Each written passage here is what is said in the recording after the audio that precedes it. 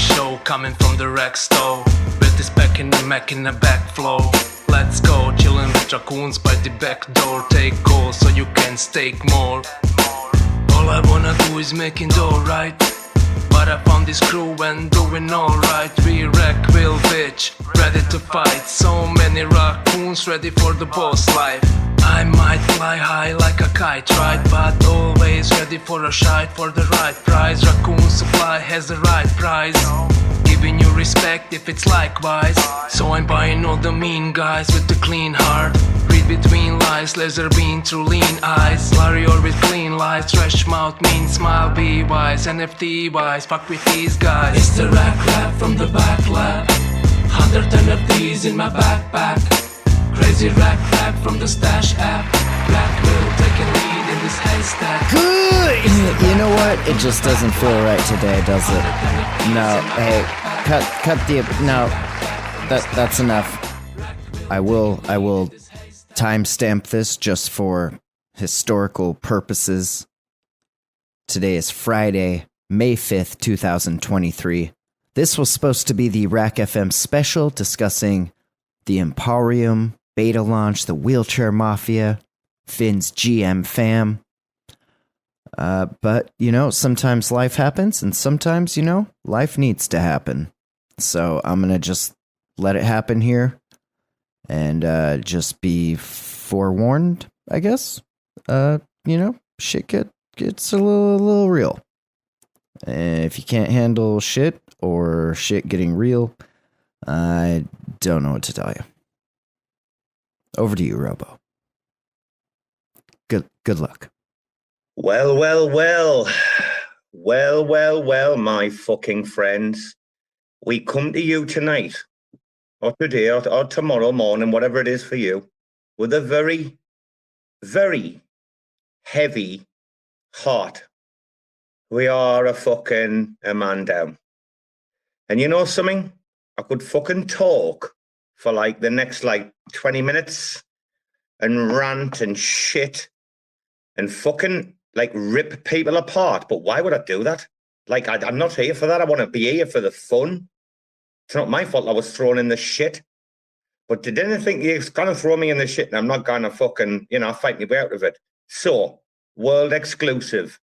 Fuck smack talking, man. Let's... Oh...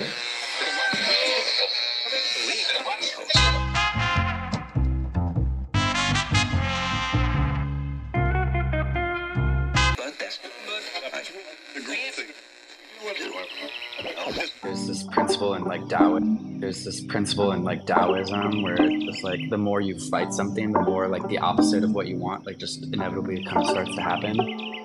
There's this principle in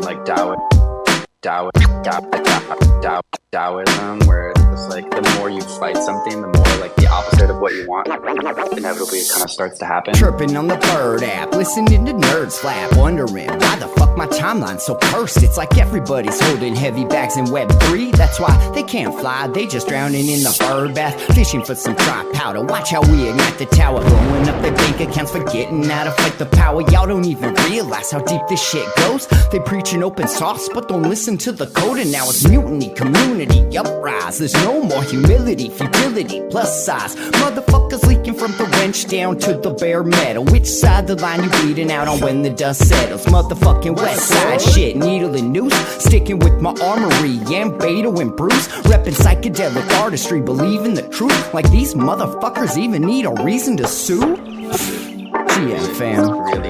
Is it really worth all the effort? Is it really worth all the fighting? Is it really worth all the drama? And the answer, I think, is a clear no.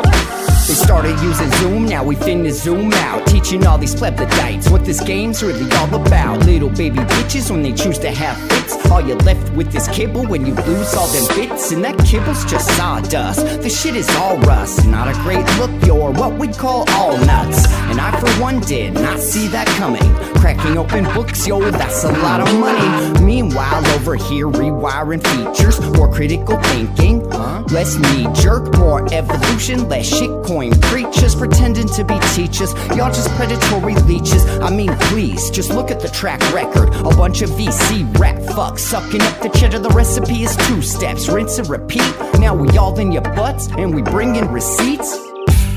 GM fam, have a seat. If you're listening to this, my plea to you would be like, don't have to take a side on it. Just say like, is it really worth this war of attrition? It might cost us a lot more than what can be gained by like fighting this to the bitter end. And sometimes it's better to just like move on. Correct, Jake. Yeah, just move on. That's right, Jake. Yeah, the war of attrition. I don't know if anyone's seen that movie, like, but yeah, bullish as fuck on RAC FM. By the way, that single, I'm sure you chads have already sent you $3 to the address that you should have. I tell you, literally imagine not grabbing a copy of this for your kids for the future. But like,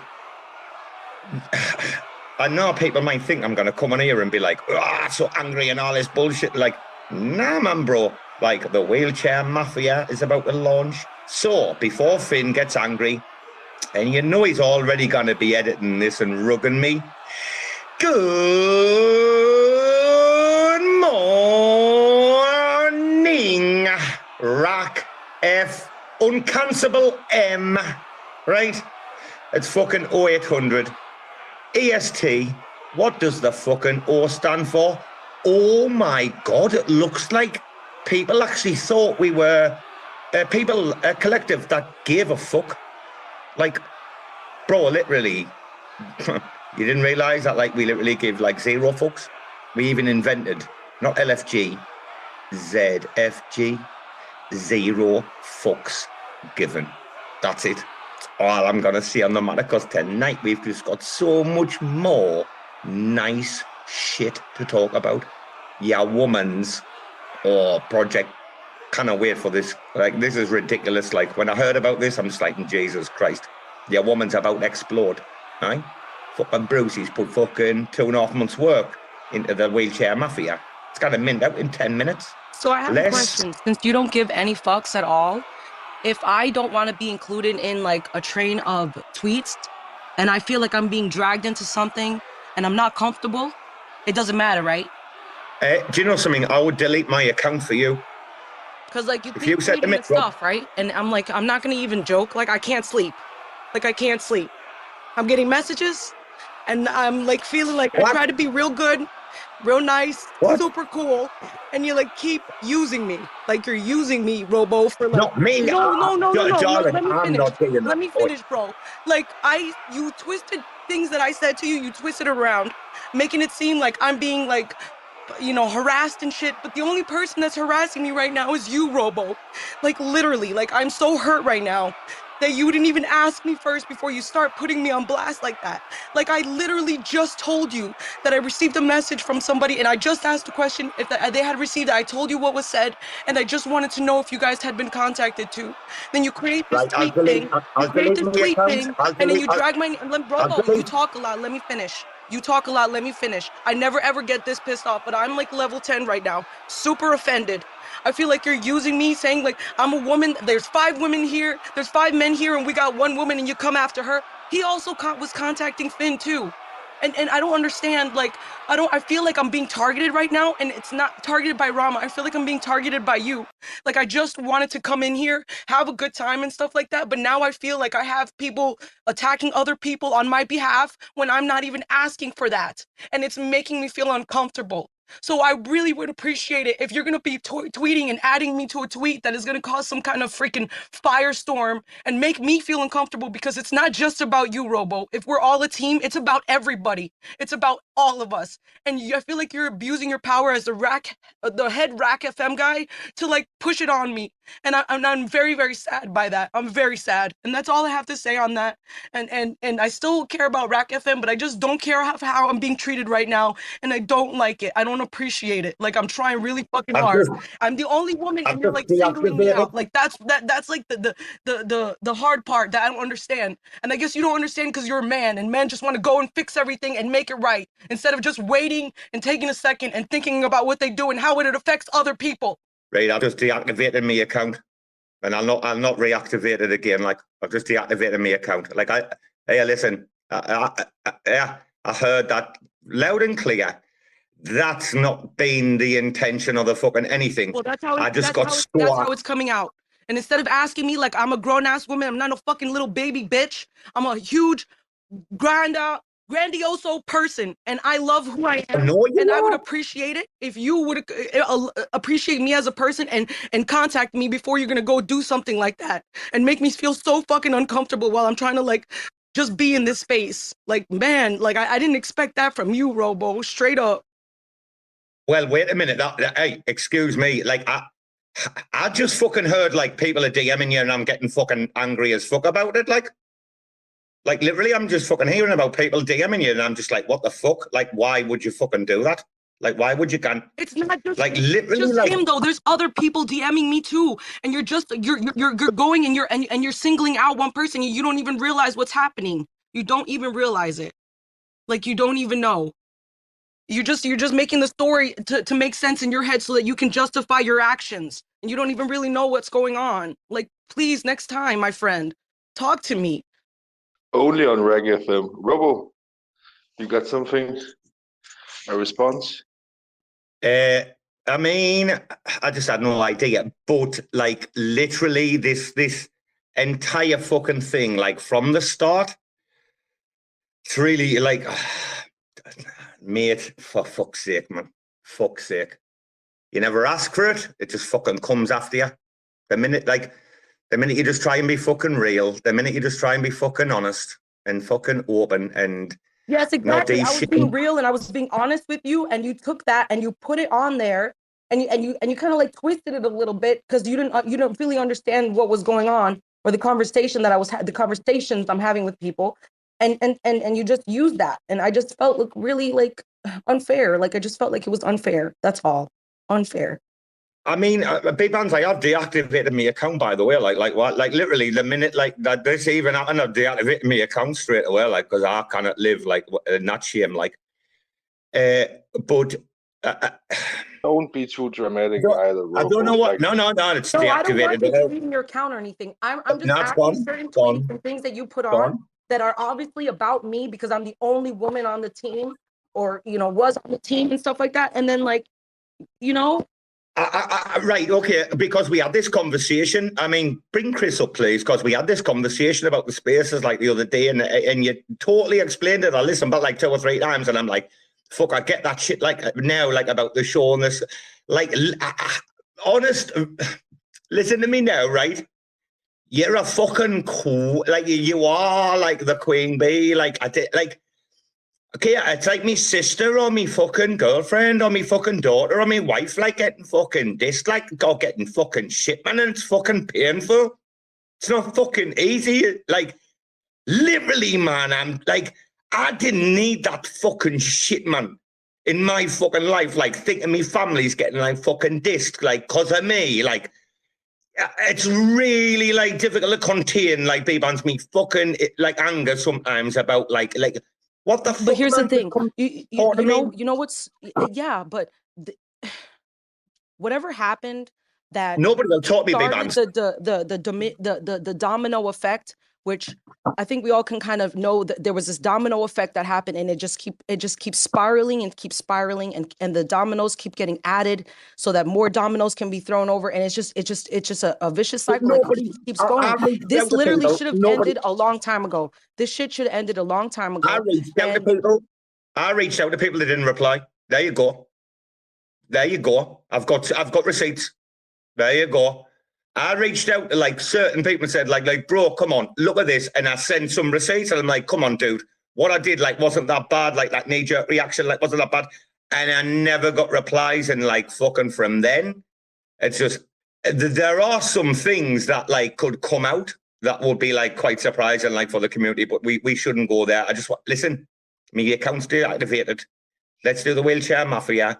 These fucking transactions can go out and fucking just fuck off for a month and leave it all behind, because the last thing in my life I need is fucking Bbandz fucking being upset with me. I'll tell you that much.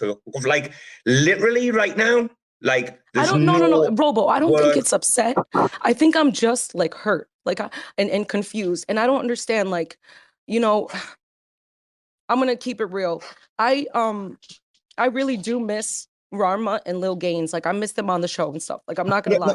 And that whole fight thing, the whole fight thing just drives me. I don't understand it, you know. And you've told us many times I that you just felt that way. I know, like we know. and I know, you know, but like I feel that way. I feel that way. Part of my soul is missing without Rama and Gaines. You know that. So like, then what is stopping? Because what I know is that there was no reconciliation. There was no true, like, the three of you guys getting together and talking. Like, there was none of that happened. Right. Okay. Okay. 2 points. That's 2 points. 2 points. First of all, yeah, like myself and Gaines had like this like little disagreement.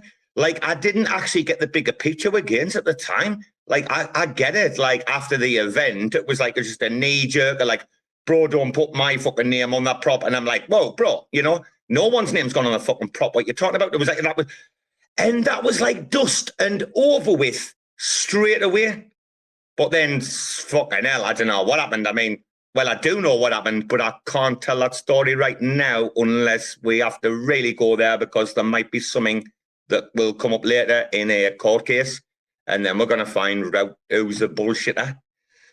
Like, literally, I'm going to tell you now, I'm getting right, here we go. I did reach out to Gaines, like, I did reach out and say, like, bro, you know, like, sorry, like, blah, blah, blah, blah, whatever, like, but, you know, I had this, like, reasoning, and I sent some receipts, and I'm just like, I just thought, like, I was doing the right thing, like, for everybody, blah, blah.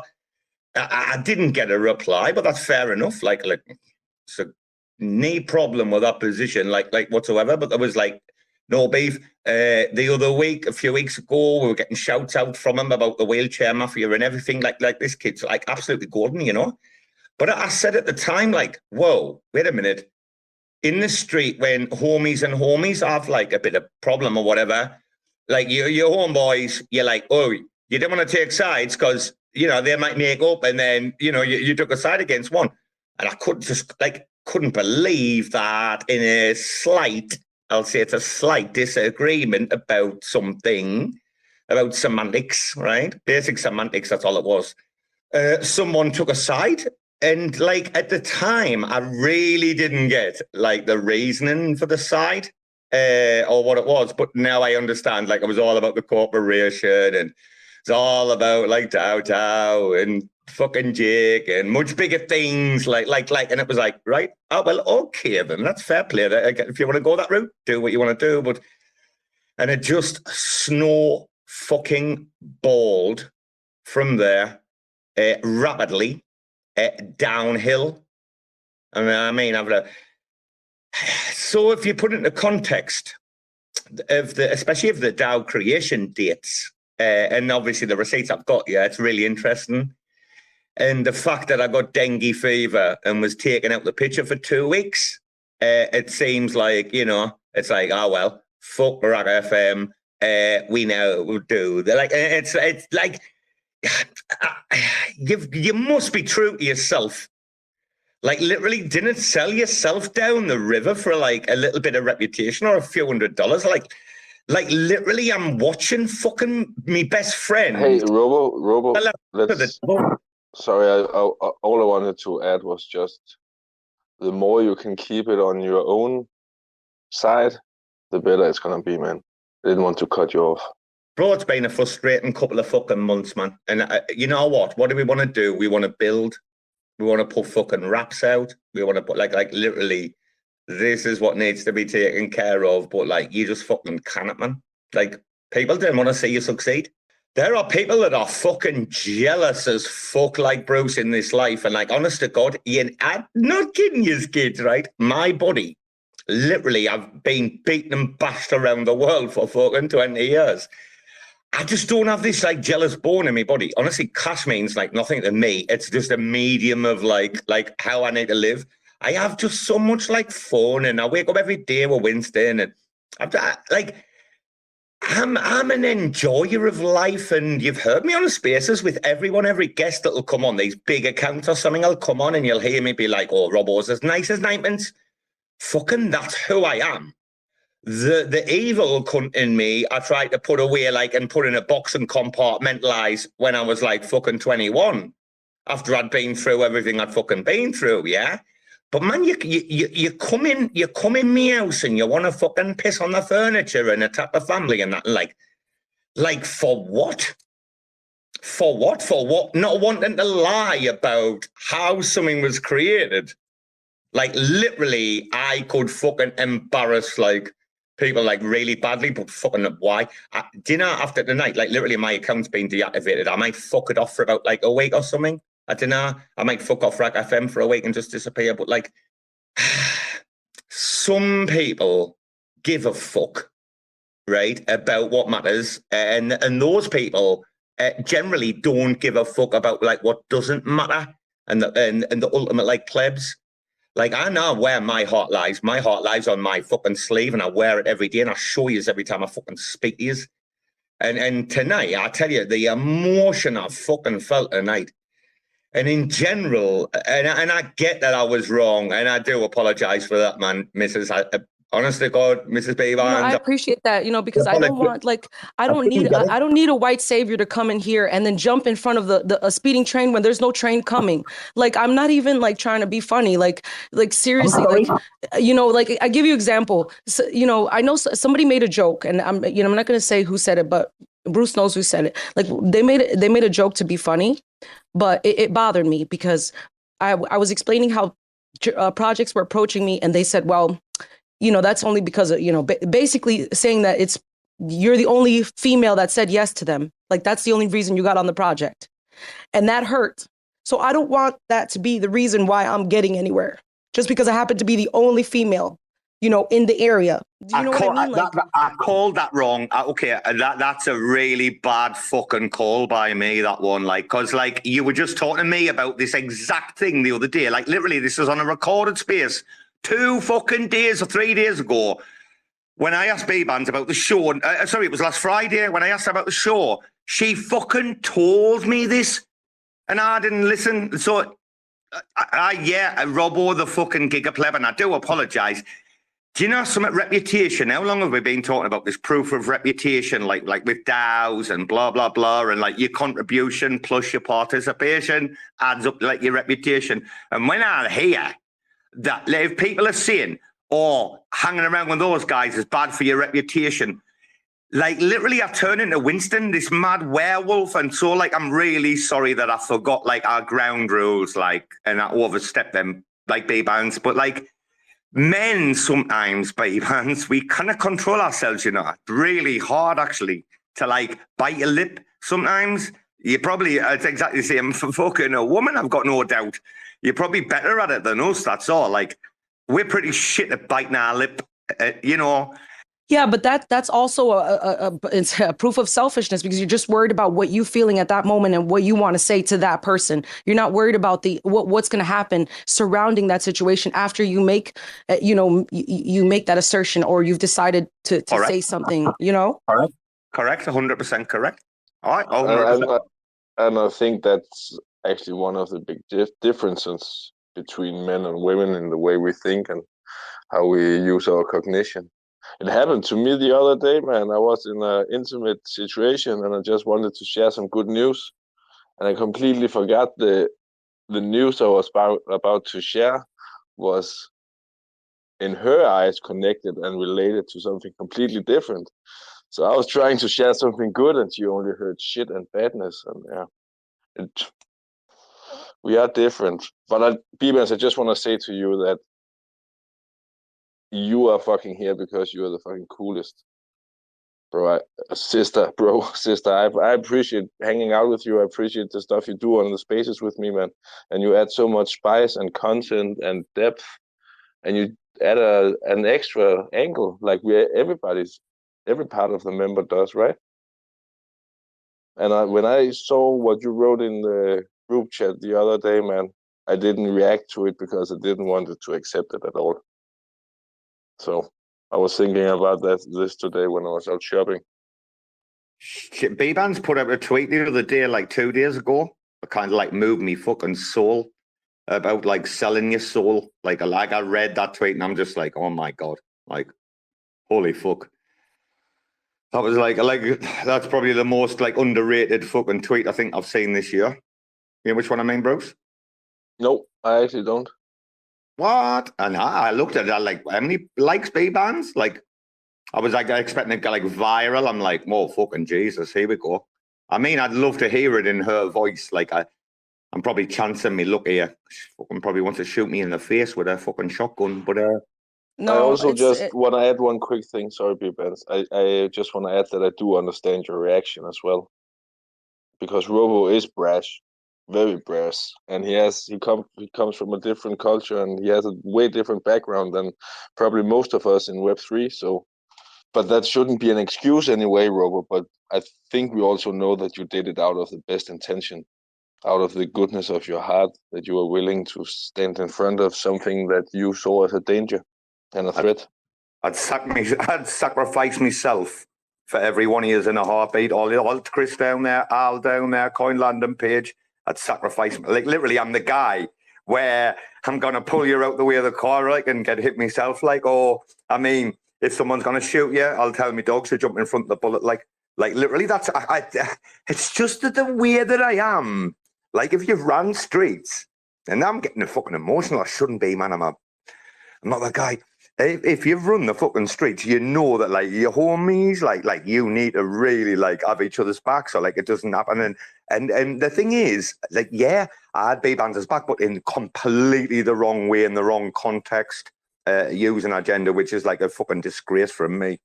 Like, I am sorry about that. I am fucking shedding a little tear now, like, Bbandz, your woman, but yeah, Robo's learned a fucking a harsh but relative lesson tonight, and in life I've had quite a few of them and I've been grateful for everyone. So yeah, Bbandz, thanks. You're still our queen, mate, you know, still love you.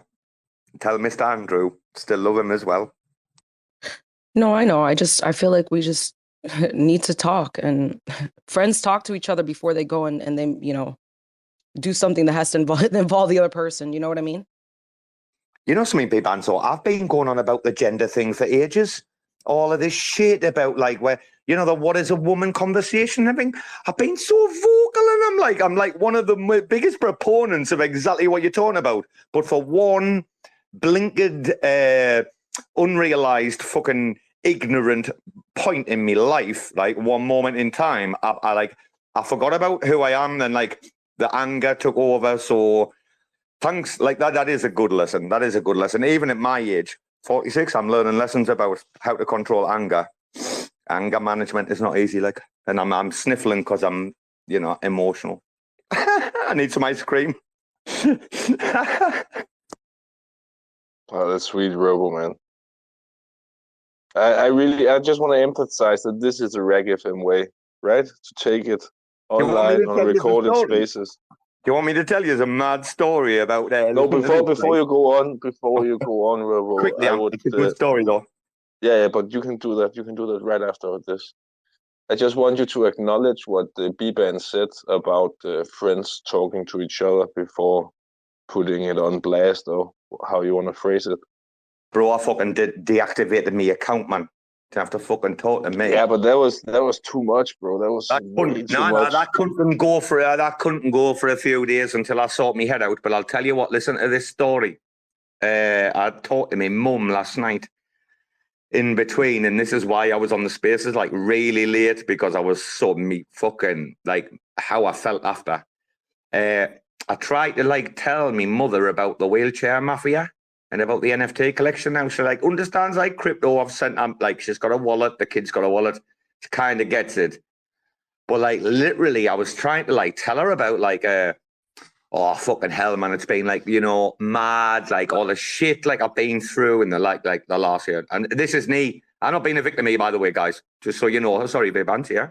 I just want to say, like, I don't think you should have deactivated your account. And now this is, it's your personal choice for whatever time you want to. You know, I feel like I feel comfortable. I feel comfortable. You know, like, I'm not trying to tell you to. Yeah, I'm not trying to tell you to put it like. It's I feel easy comfortable. Okay. I'm not trying to say right that you now, I need feel to like do the that. I hammock. just feel like maybe deleting the tweets or addressing them is fine. You know what I mean? Is good enough. I'm not trying to like get to, fucking. Deactivating my account as a hammock for the next like couple of days, darling.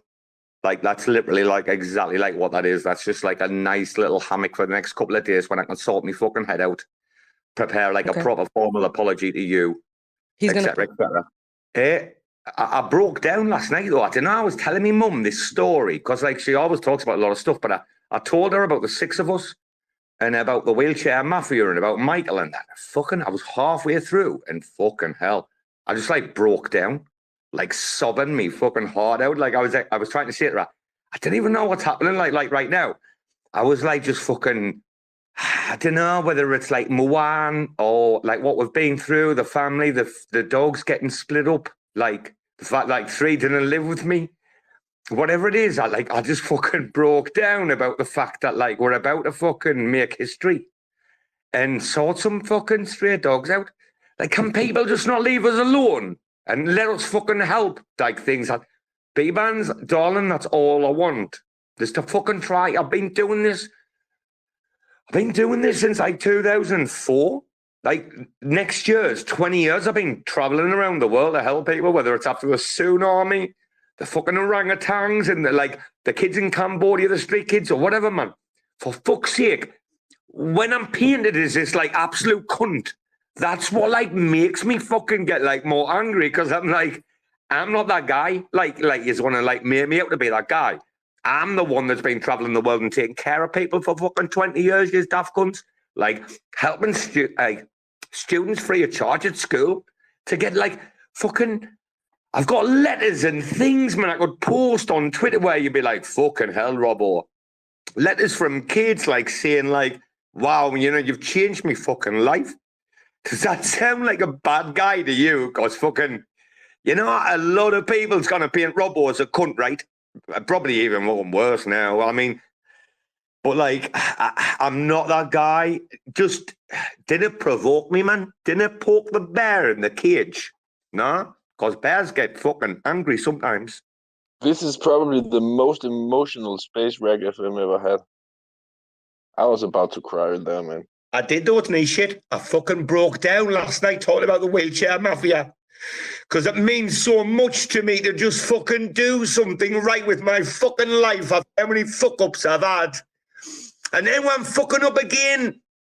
Now I'm fucking up with your woman. And honest to God, I didn't know what to fucking do about it, bro, man. I've fucking been to see people and shit, but like, just when people get Robo angry, man, I'm the fucking Hulk. Like, I get mad. Anyway, I'm sorry. You're forgiven, Robo. Thank you, darling. That means a lot. And you know what I mean? The way I didn't give a fuck how emotional I am. The Wheelchair Mafia means more to me than anything. Let's sort these dogs out. Let's make ripples in the industry, man. That's what we did on the Stargaze space last night. Right? We told them exactly how it is. Like literally, as soon as we mint out, man, the money, like the food's in these dogs' mouths, it's going to be amazing. Like that's all I care about right now. And Finn's track, by the way. Like the creative, like the, see, I get this feeling that people are scared about RAC FM. This is a feeling I get. It's like, oh my goodness, especially with the Dow stuff we've been doing. I mean, it's been, and then Bruce's videos, front running everyone. I mean, I don't know where to go with this. Like, I just care like so much about this little community we've got. I really do. And I'm absolutely pumped that soon, I hope Bbandz is going to have like big announcements like for the entire industry. It's going to change the industry. Like, oh, so you heard a little bit. The little birdie said something to you.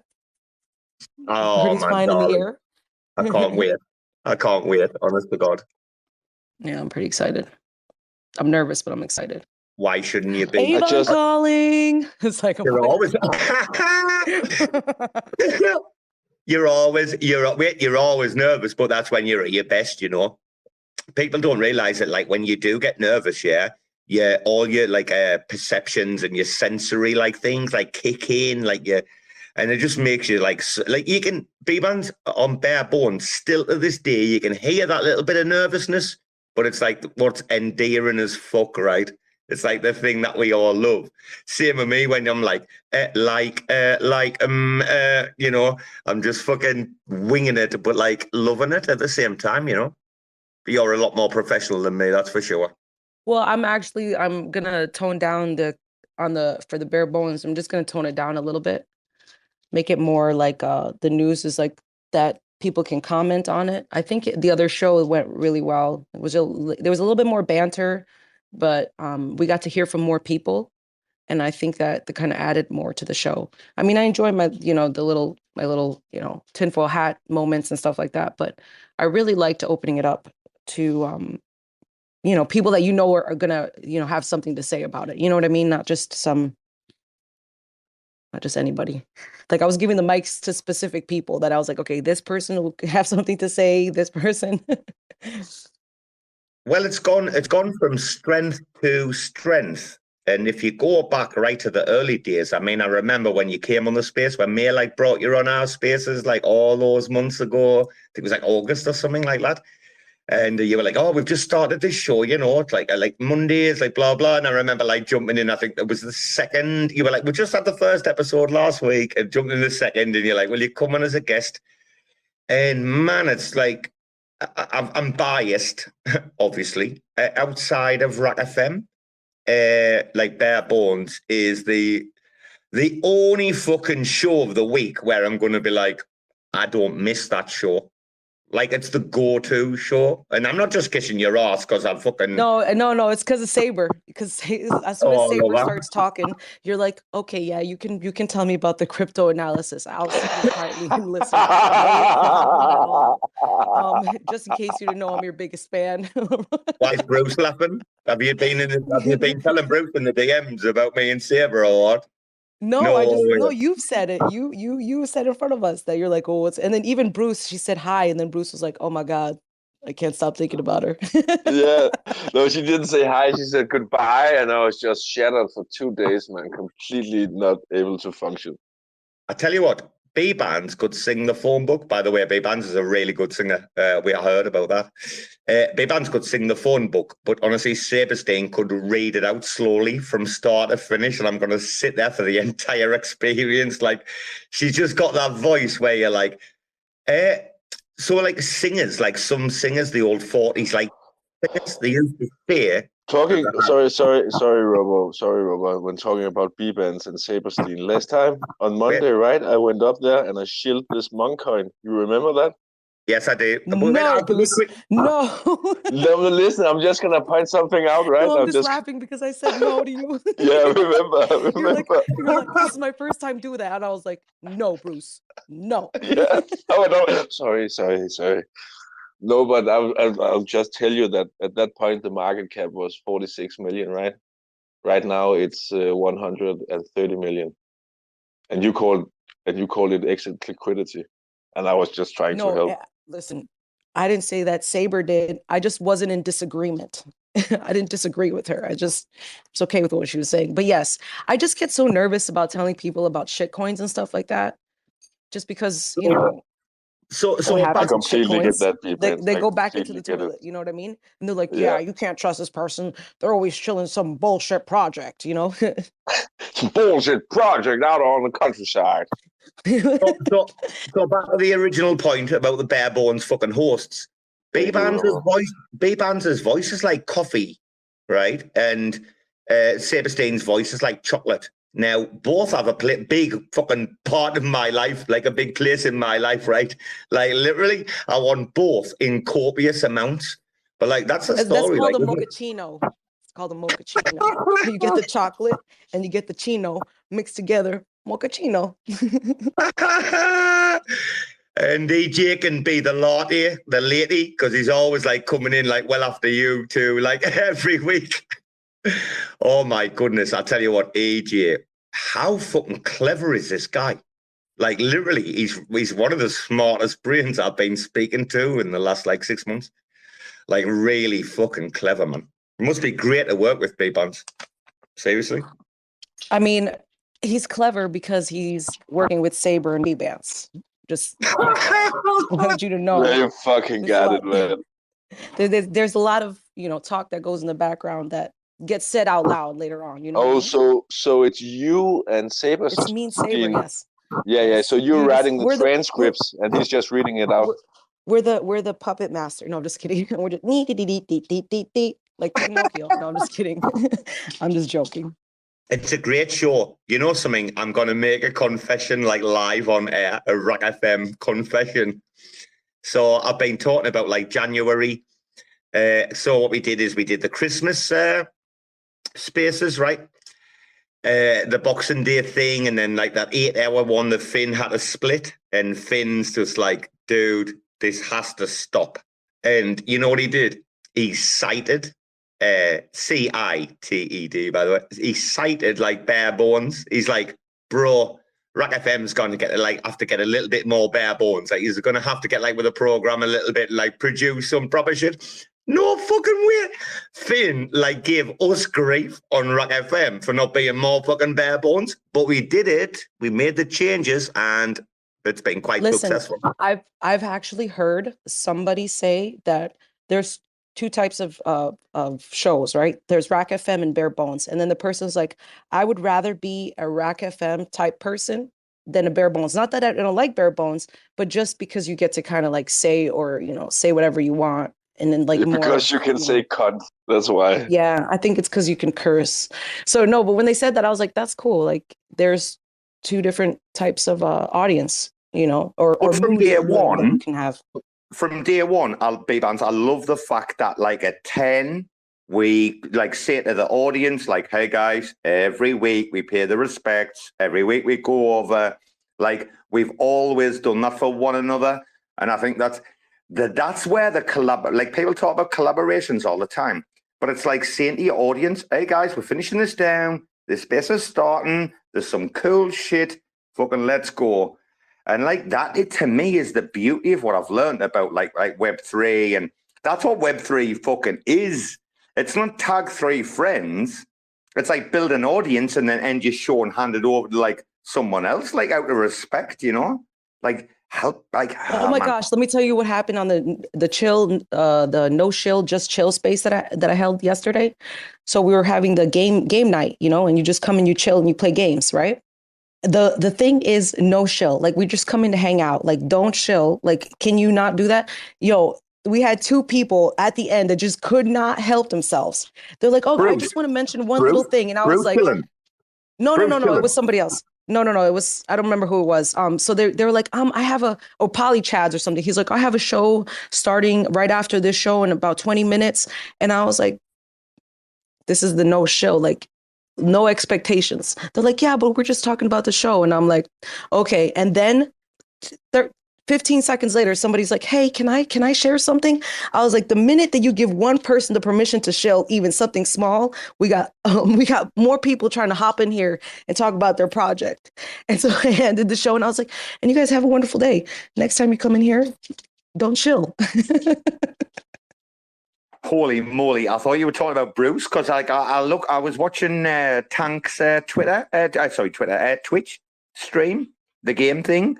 And then Bruce is like shilling like RAC FM and everything like on Tank's Twitch. I was like, what's Bruce doing, the fucking pleb cunt?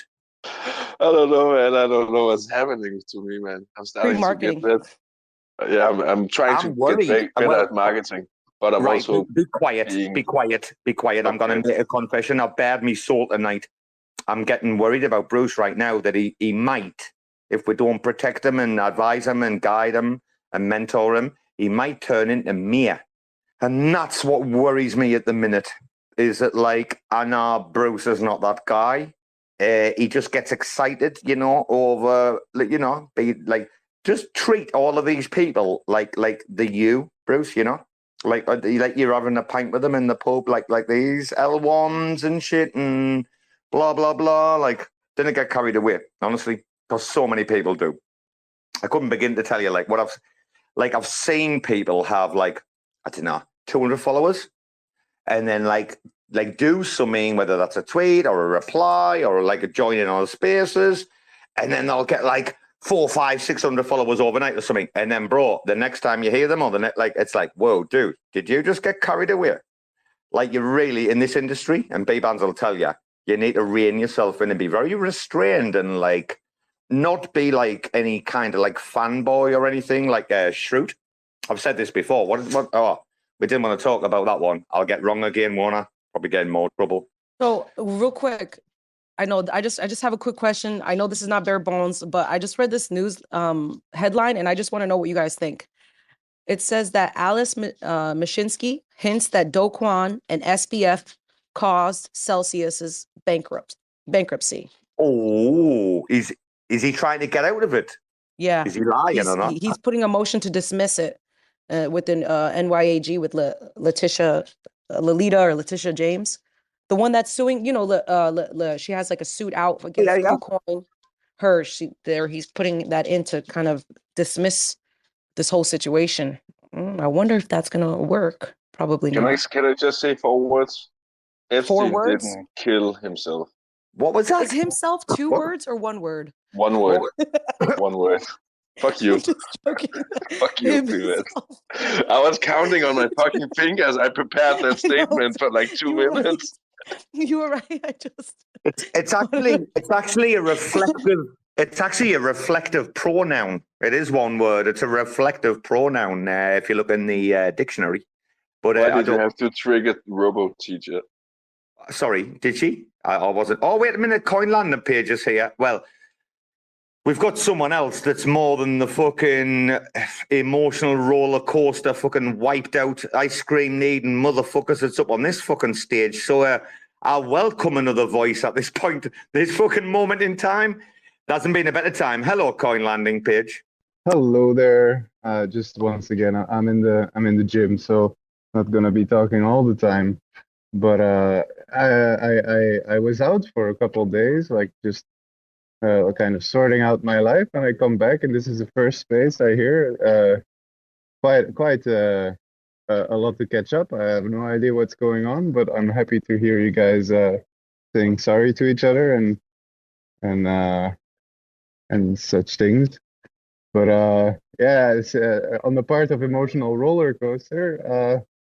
It's still not finished for me. And my cat just passed away yesterday, so it's been another one of those weeks.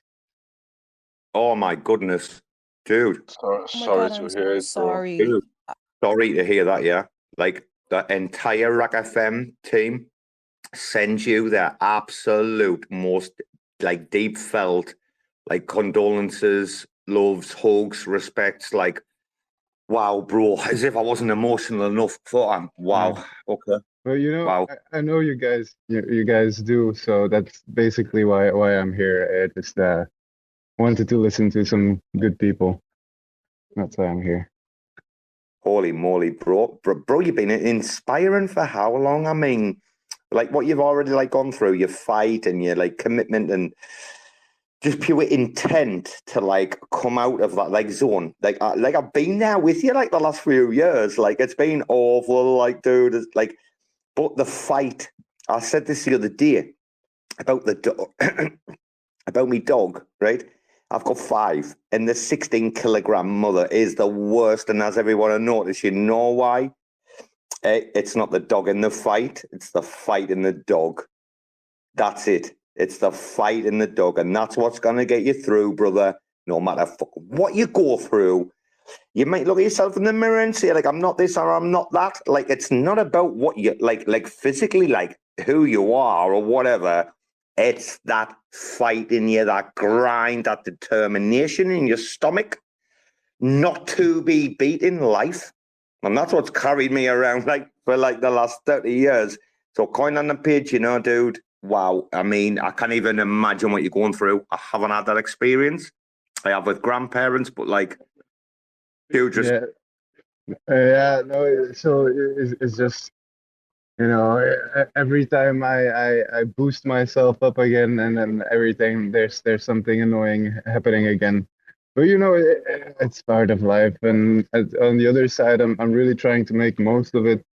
As for example, like the fact that I kept working on Coinlanding.page now got me, thanks to Soy a little bit, like a chance to apply for a job at Neutron. and I made it all the way past like an interview with the art director, interview with Spade, and now I'm trying to discuss like my salary expectations.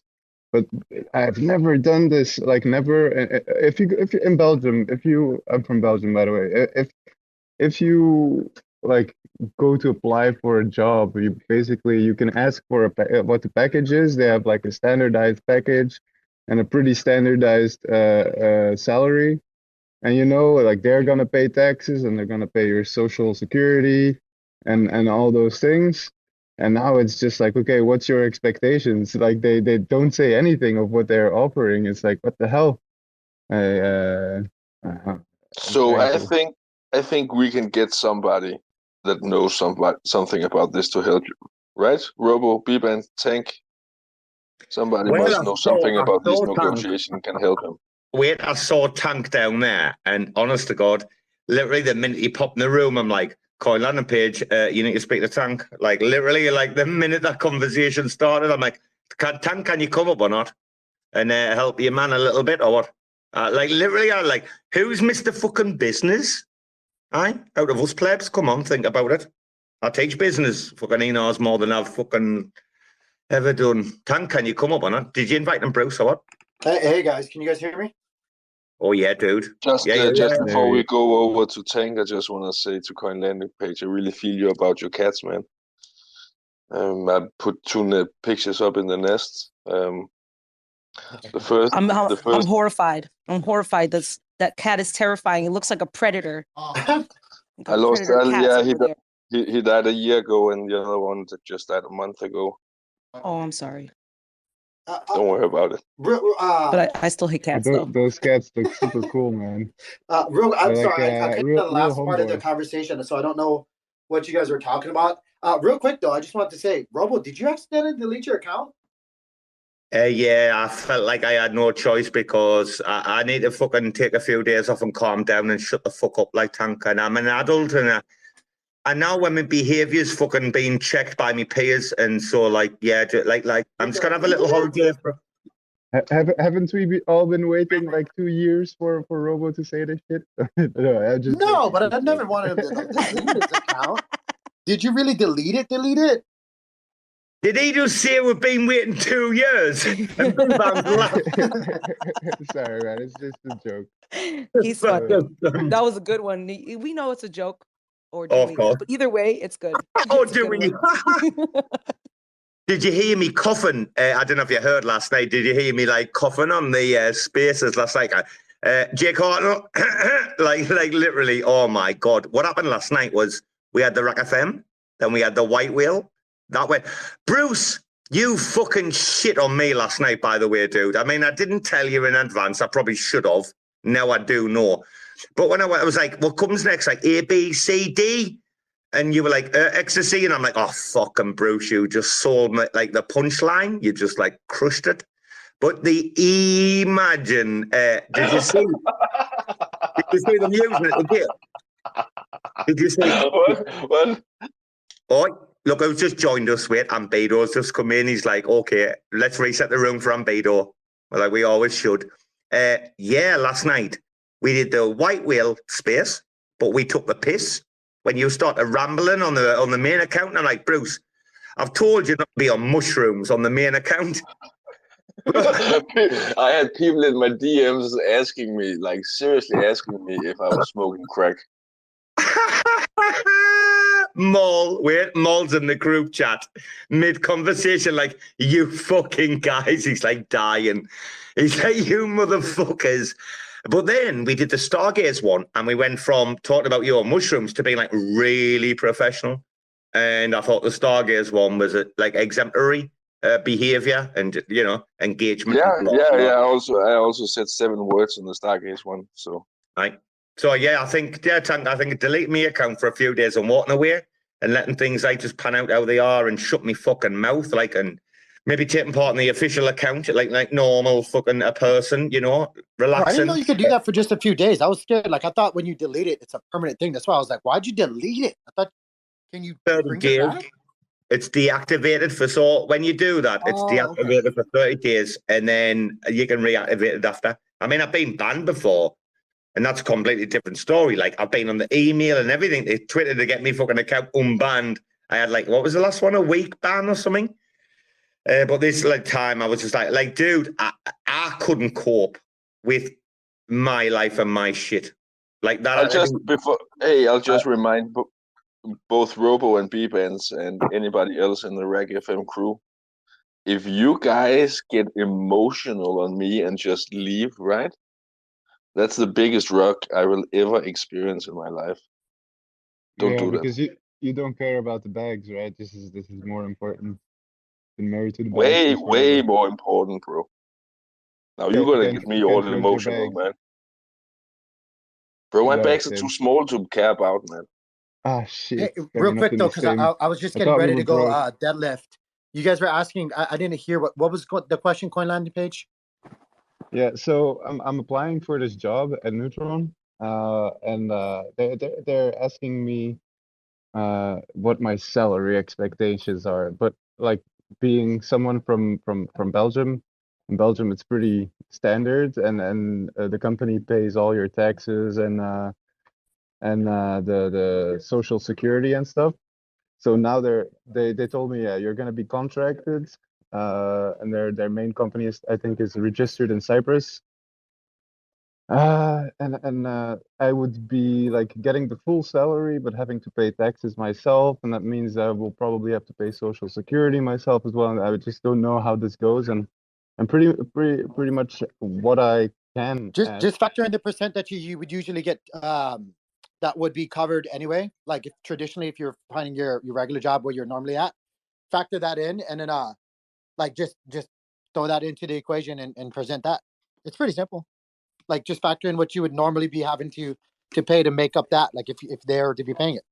Yeah, that's what I was already planning to do, and I was trying to figure out how much it is. So I'm trying to contact a couple tax advisors at the moment, and like accountants that I know. But like I'm also like wondering like how much can I ask? I know that I have a feeling like I can ask, but then at the same time, coming from Belgium, like income here is pretty standardized for like designers, and compared to other countries, it's fucking low. So as soon as you start looking at a different country, and like the average is paid there, they're like astronomically higher. So wait, can we? Okay, right. I'm gonna stop this. Sorry, dude. Bruce, can we hook up Coinlanding.page with Zap? Yeah. Can you do that, bro? Yeah, okay. Sure. Right, Coinlanding.page. Go and speak to Zap. I think that's where you need to be. They'll give you the price for everything. Like you need, like literally, raccoons know the fucking price. Like, listen, we know the value of everything, and we know the price of most things, right? Like, yeah, Bruce will hook that up. Yeah, I would appreciate that for sure. Like today, lightning out quick. Of curiosity, like I don't know if you guys have any experience with it or not, but whoa, did the tank just change into Bbandz? On my screen, they just swapped space. Hello?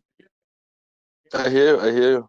What was that, Bruce? I thought I was being rugged. What was that? That was mad, Dad. What was that? What was the last thing you heard? She's requesting, Bbandz is requesting, right? Yeah, she's coming up now. Yeah, and Tank disappeared, but the moment Tank disappeared, Bbandz showed up as a speaker. I was like, whoa, did they switch places? But he's thinking Bbandz and Tank alt. Imagine the smell. Oh my God, I'd have to really change my voice. I don't know how I could sound like Tank. Mm-hmm. But you're definitely as cool as each other. So but so what was I saying before? Goddamn. Do you know something on that point though? On that point, like I really fucking love Tank. Like I know there's like I do know, like we all know, I think there's certain entities that think he's like brash and overboard when he's telling like people to sell or take care of yourself. Like literally, like he's the fucking voice of reason. Like you can never listen to Tank and say that's not the voice of reason. Like the voice of truth. He's like the dad of TA, right? Yeah, but like more than that as well. He stuck his head up, or like I said this on many spaces before, he stuck his head over the trench before any of us even like dare to have a go. Like RAC FM would never have put a Commonwealth up like if it hadn't been for Tank. Like think about it, yeah. He went where no man has gone before. And for that, he'll always have me undying fucking respect. Sorry, like when you do that, it's like, no, that's proper balls. Proper OG shit. I'd gotten a phone call. Sorry, guys. I missed what you guys were talking about before, but just FYI, that's why I was away. Don't worry about it. Robo will probably repeat himself soon enough. Oh, burned. Where's Amia? I mean, can Amia not come up? Because this Pleb didn't get back to me about their actual fucking spaces, like with the arrangements and confirmations, and only one man came in. But Bruce, last night, that interview, that was crazy, right? With Erdeman from 11 to 5 and Secret. That was crazy, that last night. How good was that? That was really nice, bro. That was really, really good. He's a chat. He knows his stuff. I like him. I like him a lot, man. We need to get him on a recorded one for sure. And KRIS said that they were going to delegate, or they did delegate to 11 to 5, right? Because of like listening to him last night, which is again like changing the industry, like you know, people you might want to shill your friends. Avon calling, right? But shout out your woman. But like think about it, like what we did with 11 to 5 last night. Aye, people interested, focused, thinking about it because of what happened, what questions were asked, etc., etc., etc. The responses, people are like, oh, I'm impressed. This guy knows his fucking shit. And that's what this is about, showcasing. I want to showcase all y'all, man. Every single one of you know that I've never done anything but do the same thing, except for Amir, because he's a bit of a pleb. Worse than home pleb. Like, I'm only joking. Literally, though, showcase people. Don't fucking worry about yourself too much, right? Promote others, and I'm telling you, the world will take care of you. Like, but yeah, man, that was a good. That's what you say, though. But I after saying it a couple of times, I still haven't been invited for an interview or anything. So I'm gonna set that up, Coinlanding.page. We're gonna have a real nice interview. Bruce, did you never contact? Finally, Coinlanding.page. I'm gonna, Wait a I'm minute. gonna take your word on that. No, bro, I tried. But he has blocked me. He has blocked me for the past year or something. Don't listen to him. Don't listen to him. If I don't get an invite, you know where to find it. Bruce, I delegated this to you like 2 months ago. I'm like, that's not true. That's not true. Bro, come on, Bruce. Come on. Don't go there. Man once said. Homestead. Homestead. Oh, what? Wait a minute. Bruce, just I'm before not we famous. go to Get Homestead. your words out, man. I'm not famous. Get your words out. Just quickly. Wait a minute. No. Wait a minute. Wait a minute. I'm gonna say, like a wise man once said, now I've got receipts. That's true. He actually got. Anyway, I just want to say, reset the room real quick, and I just want to appreciate and tell you guys how fucking grateful I am that Bbandz and Robo can have a talk as they did on the space. I'm really grateful that Bbandz, you had the courage just to come up here and just say what you had on your mind and in your heart. And Robo, I'm really grateful and thankful for you listening and taking it in. So that was just it, man. Thank you, guys. I 100% agree with that. The camp counselor has spoken. All is well, apparently. And now home pleb. Well, all is not probably well. I'm going to get so much more shit. But home pleb, you've got the stage, bro. I don't know how you take the fucking stage after fucking that. But like, Bruce has just sent you down the river big time. Bro, so good luck. I knew how I was going to take the stage, but fucking Rowdy isn't doing his thing right now. And so there's no cock-a-doodle-doo for you guys. So sorry. Even my rooster's a pleb today.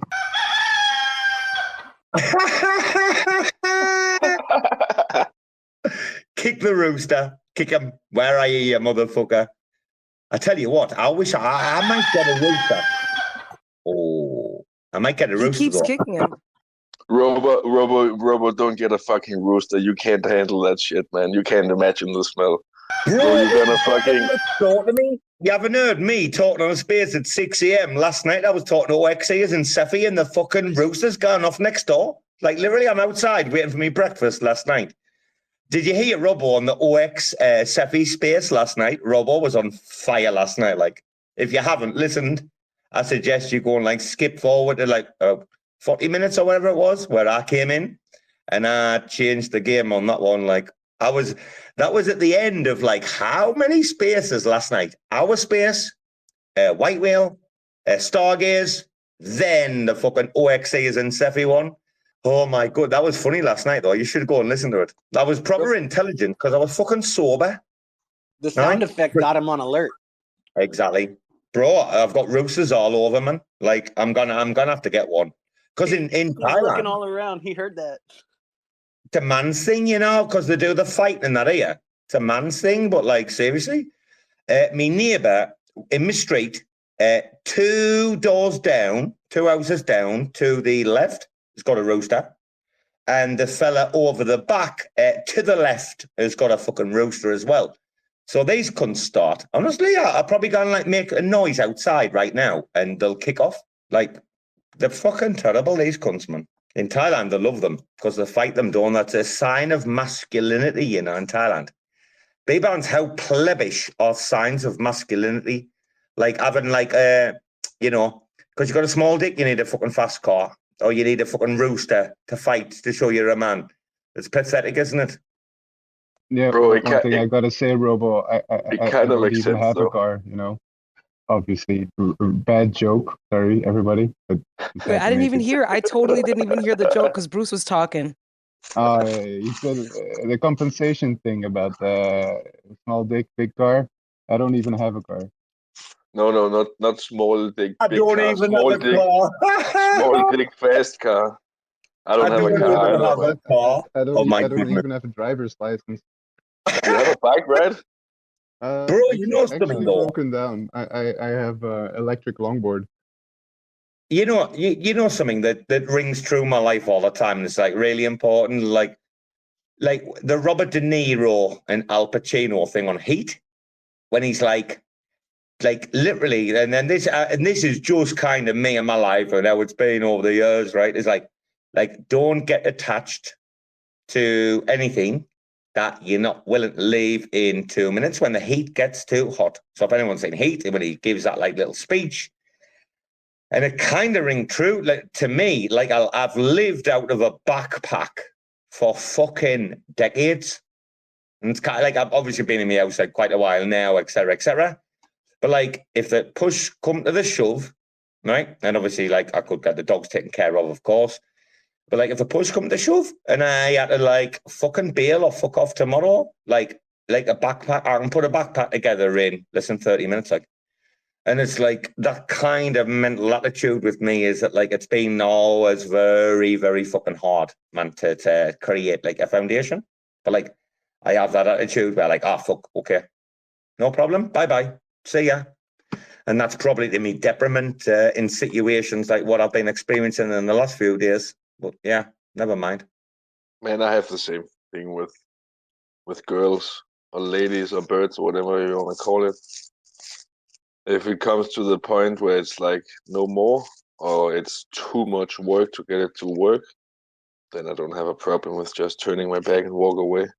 Oh, so Bruce got them like sociopathic vibes a little bit. He's like, okay, I can shut off my emotions.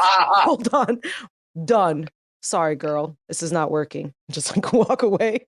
We've been together for 3 years. What happened? Bruce is like, fuck you, bitch. I'm done. Okay, you're really close, Bbandz, to be honest. So my last, I can tell you how my last very long relationship ended. After 4 years, we're sitting in the couch, right? And this was for 3 years, it was very passionate. Like we were breaking up and getting back together all the time. We were throwing each other's stuff out of the apartment down on the street and stuff like that. This was like something that happened like on a regular basis. But the last year, just your how many typical years? Danish relationship. How many years? Very- How many years of this? 3 years of that. 4 years in total. The last year was very calm, and I really enjoyed that year. But one day we were sitting on the couch, and she looks at me and she goes like, "We need to talk." And I go like, "Sure, yeah, what's up?" And she looks down on the ground and she looks up at me and she says, "I think we should break up." And I look at her and I remember just doing like the calculation of the last 4 years and what happened and where we were going. And I was just like, "Nah, bro, that's not worth it anymore. Like, it's comfy, it's nice, but definitely not worth it anymore." So I looked at her and I said, "Okay." And I said, "Yeah, I think you're right. Thank you for taking the decision." And then I packed my stuff and I left. And that was like the calm year. So like you guys were probably bored. Like you guys only found like enjoyment in fighting each other and shit. And then like when everything is going good, you're like, this is no longer intense anymore. I miss it. So I don't know. That's very interesting. A very interesting thing to learn about you, Brucey. Yeah, they're fun. Yeah, she had 2 kids, 10 years older than me. Working. You do like old, don't you? Yeah, I like do. I old, really man. do. Was she also collecting like a pension? My God. She has like an AARP card and everything. You guys get discounts at the diner, right? You get 10% senior citizen discount. We see I all don't know what the equivalent is in Denmark, right? But like, so she worked as a, what was it, VP of customers, or what the fuck was it?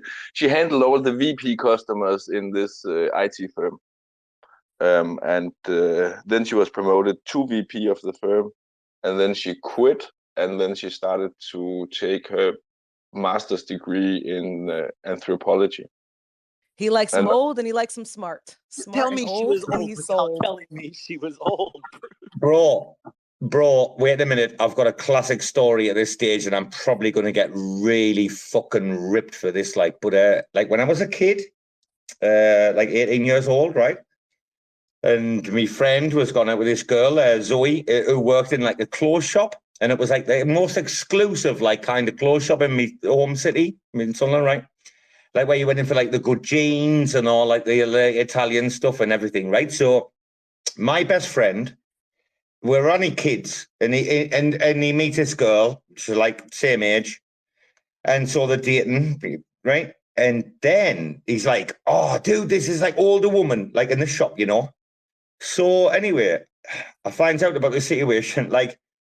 This is going to sound really bad. I don't even know how to say this. I get invited out to like my mate's like, "Oh, come out like to this pub, this bar, like blah blah, this tonight."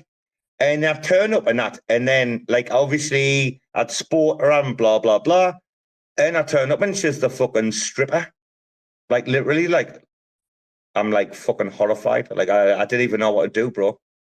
Like literally, I'm like, what? And no joke, like this is like in a spare time. Like she was a fucking professional stripper, and I'm like I didn't even have a clue. And I'm like 18 years old. It's like fucking I don't know, whatever, 32, and I'm like really fucking embarrassed and like cringing. But like I carried on the relationship for a few months anyway. But yeah, bro, I've been in a relationship where I was sitting at home, right, at one point, and just going through the sites, you know, the different free porn sites. And then I fucking see 2 videos of the girl I'm currently dating, man. That was a weird experience. That was Adult Friend Finder, right? Yeah, so listen, check it out. The reason I'm saying that is that's what happened in my ex relationship. That is one of the ways that I found my like man was like cheating on me and shit, was that he had left there was a cookie up in the thing, and I opened it. And I was like, what the? Because I was like typing a website, and it opened up the cookie for Adult Friend Finder, and his profile pulls up. His profile pulls up, and it like is like he's describing himself and stuff like that, and it was like totally crazy. And I was like, wow, I like it was like somebody else that I didn't even know, and I was like, okay, all right. Fuck so then that, you know, dude. it was the craziest thing, man. hold up. My hold up. husband, my ex-husband. Bbandz. What were you typing to find that? It started She with was an A. typing it down, friend finder. No, I was www dot, and then it was something with an A, and then that's how like adultfriendfinder.com appeared. I was like, what the fuck is this? I never been there. No, listen, if you don't want to believe me, that's cool. I'm just telling you my life stories. No, it's cool, it's cool. But how was that, Bbandz? Like to sit there and discover all this information? Like, how was the feeling in your stomach? Was it shitty? Yeah, because like he just couldn't stop cheating on me. So like I think that was the first time that I found out he was cheating on me. That was like the first one. And then it was like, oh, I'm sorry, I won't do that again, blah, blah, blah. I shouldn't have created that profile, blah, blah, blah. And then after that, just continued to progress. Like I forget. And then he just kept doing it. And I was like, oh, I just realized that I'm not for him and he can't help himself. So we just kind of like ended it. But yeah, crazy. Do you know what's kind of crazy though, with like adulterous affairs or whatever, right? Or this like kind of thing, right? Like cheating, etc. And I'm gonna be really open and honest here.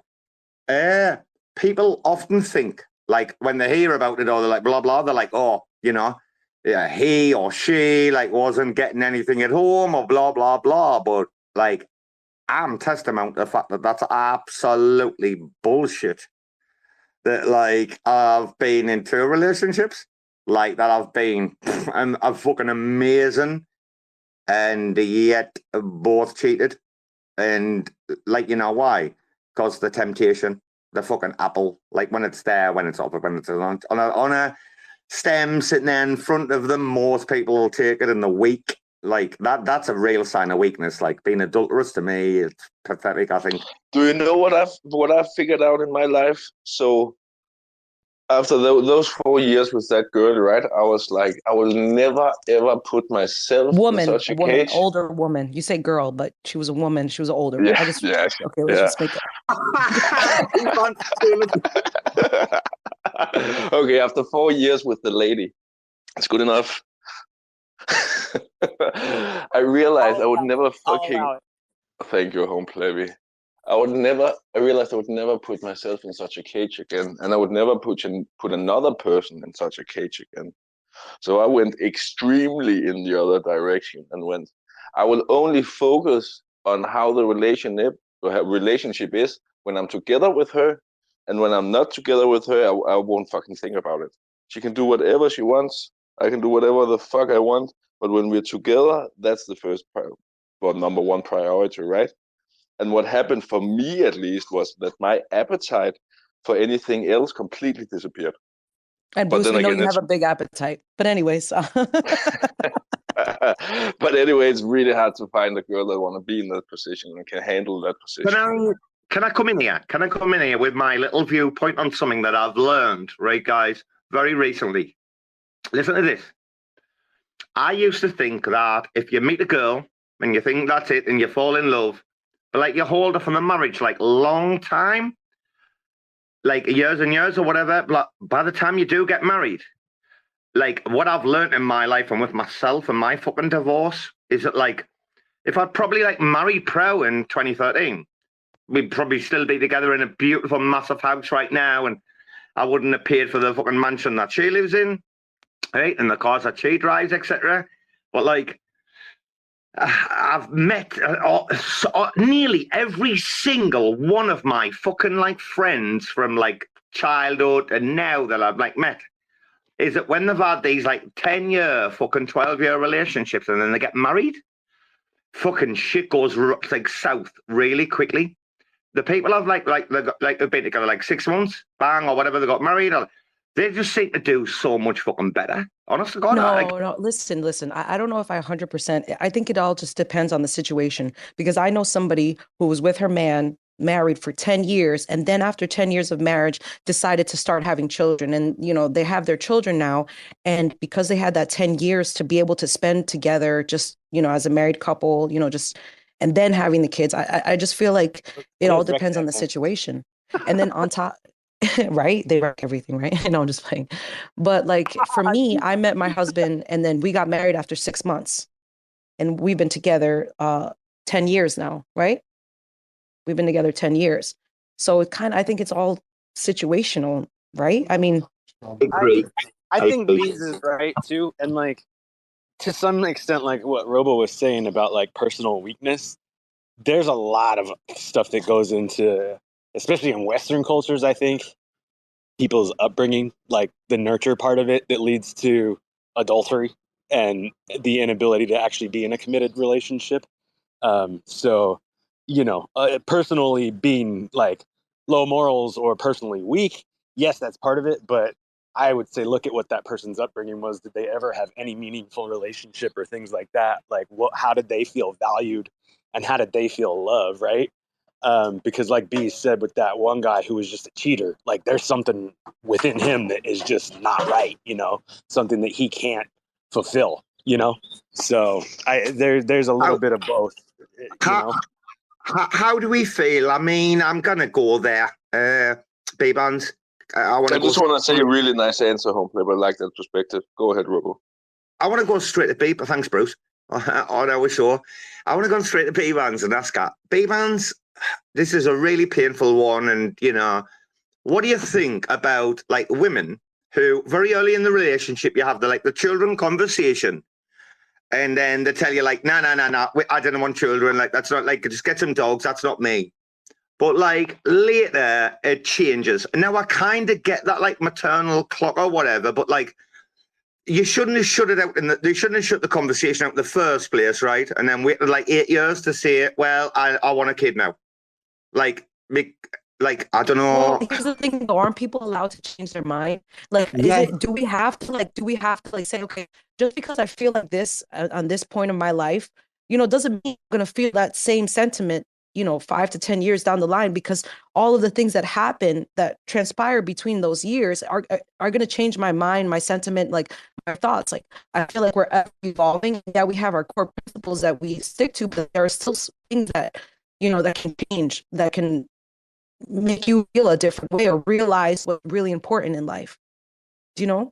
No? You were breaking up, Bbandz. You were breaking up for me there. Bruce, could you hear Bbandz? Am I getting rogued or? No, he also broke up right around the important part for me. Okay, so basically, can you guys hear me still? Yeah, now, yeah.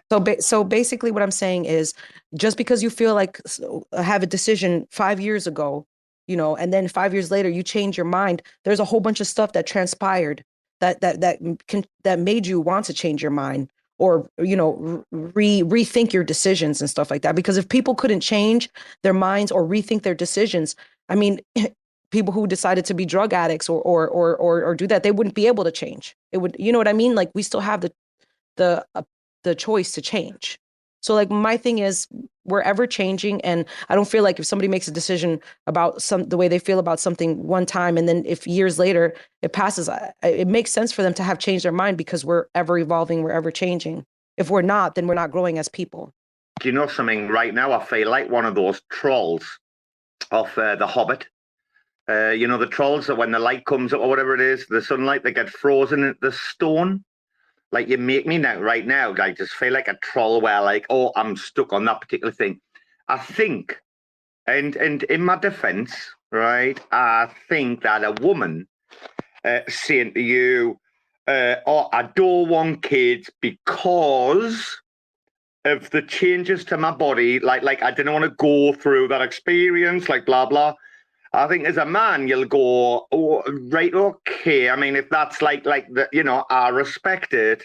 But like, then if that just, and I do get the thing, but the reasoning behind maybe the initial decision is like one of those ones where you're like, well, I kind of get that, because, would I want to be particularly going through that? I doubt it, because pregnancy is an insane thing for, any woman on the planet.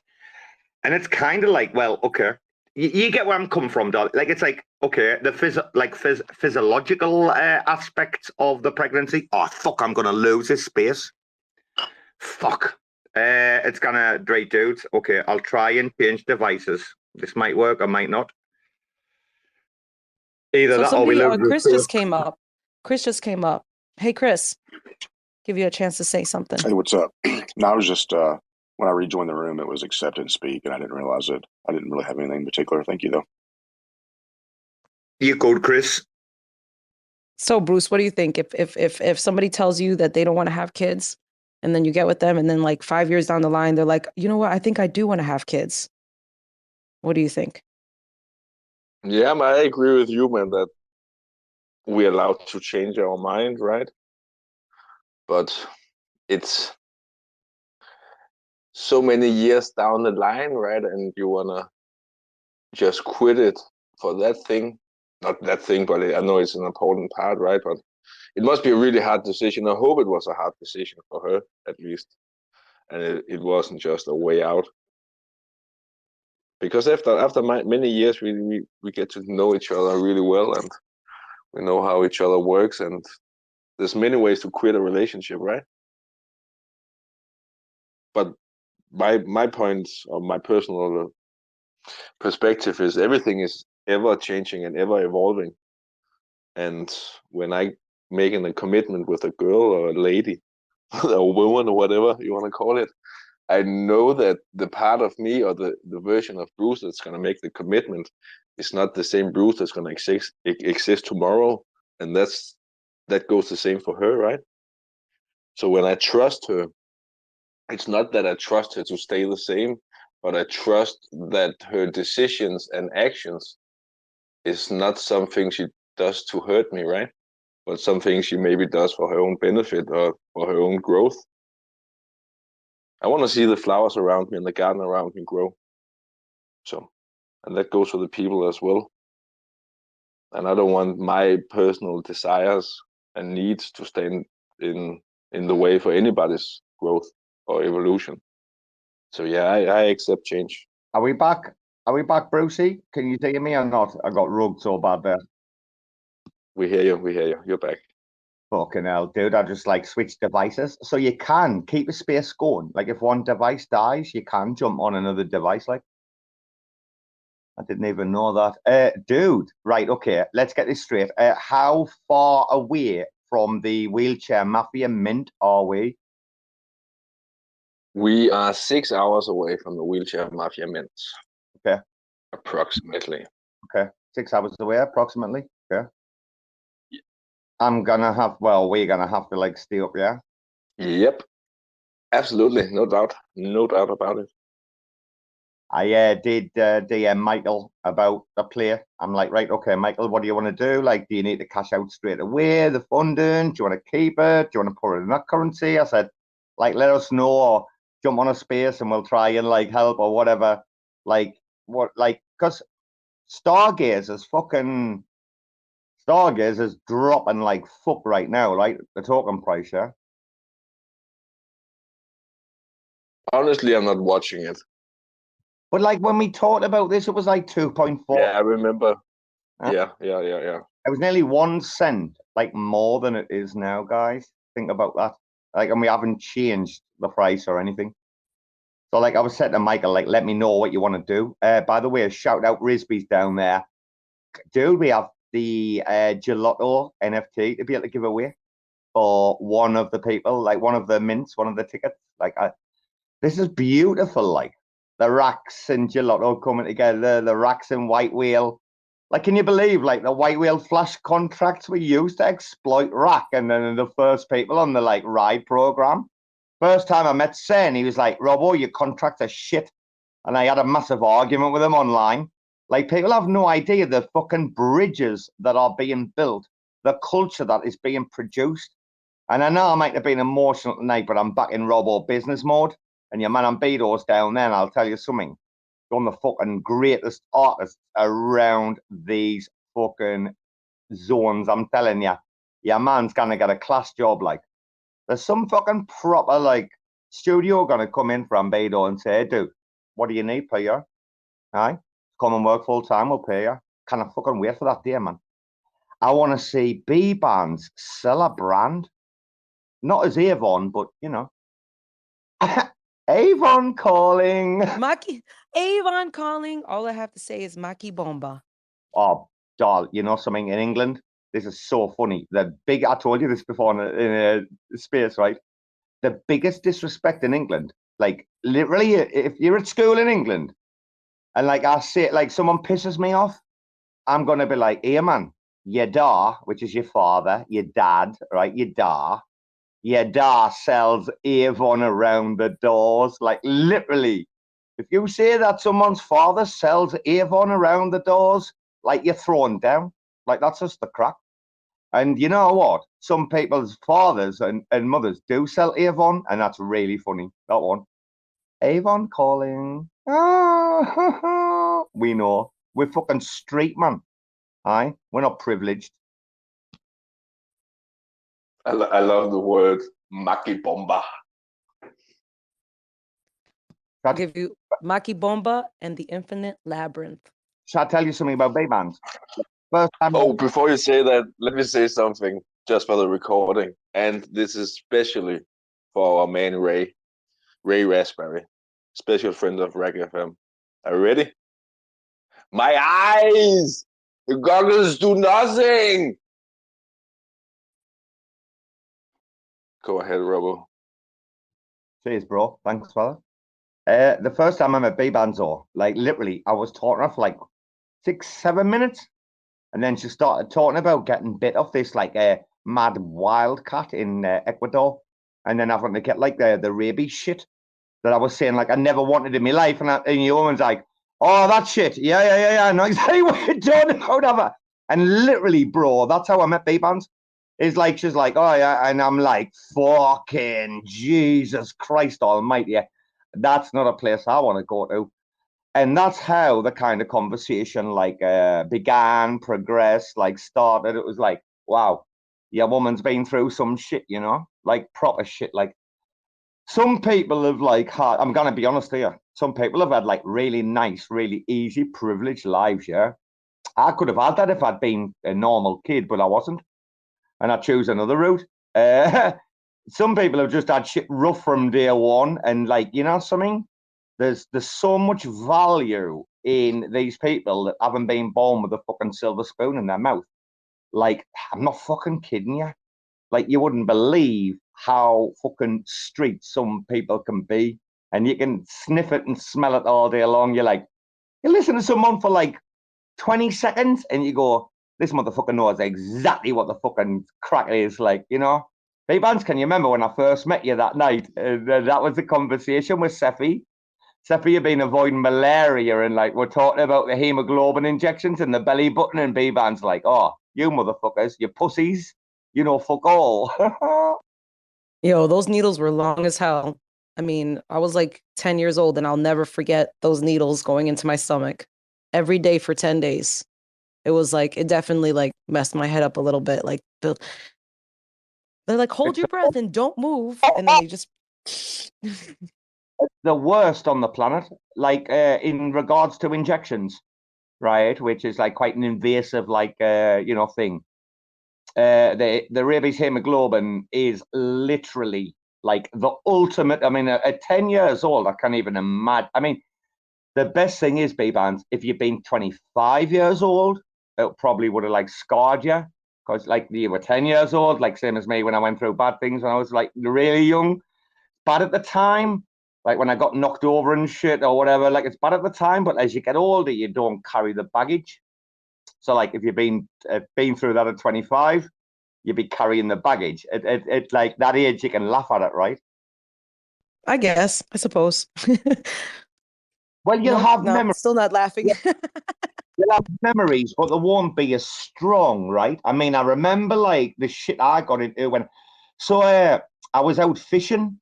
And when I was about 8, and my mate, you know, did the fish thing about to throw it out, and the hook landed in my eyebrow, and like I remember having like to go to the hospital and shit like that, and like now you can't even hardly see it unless you have my eyebrow, which like, by the way, they've been burnt off in a fire.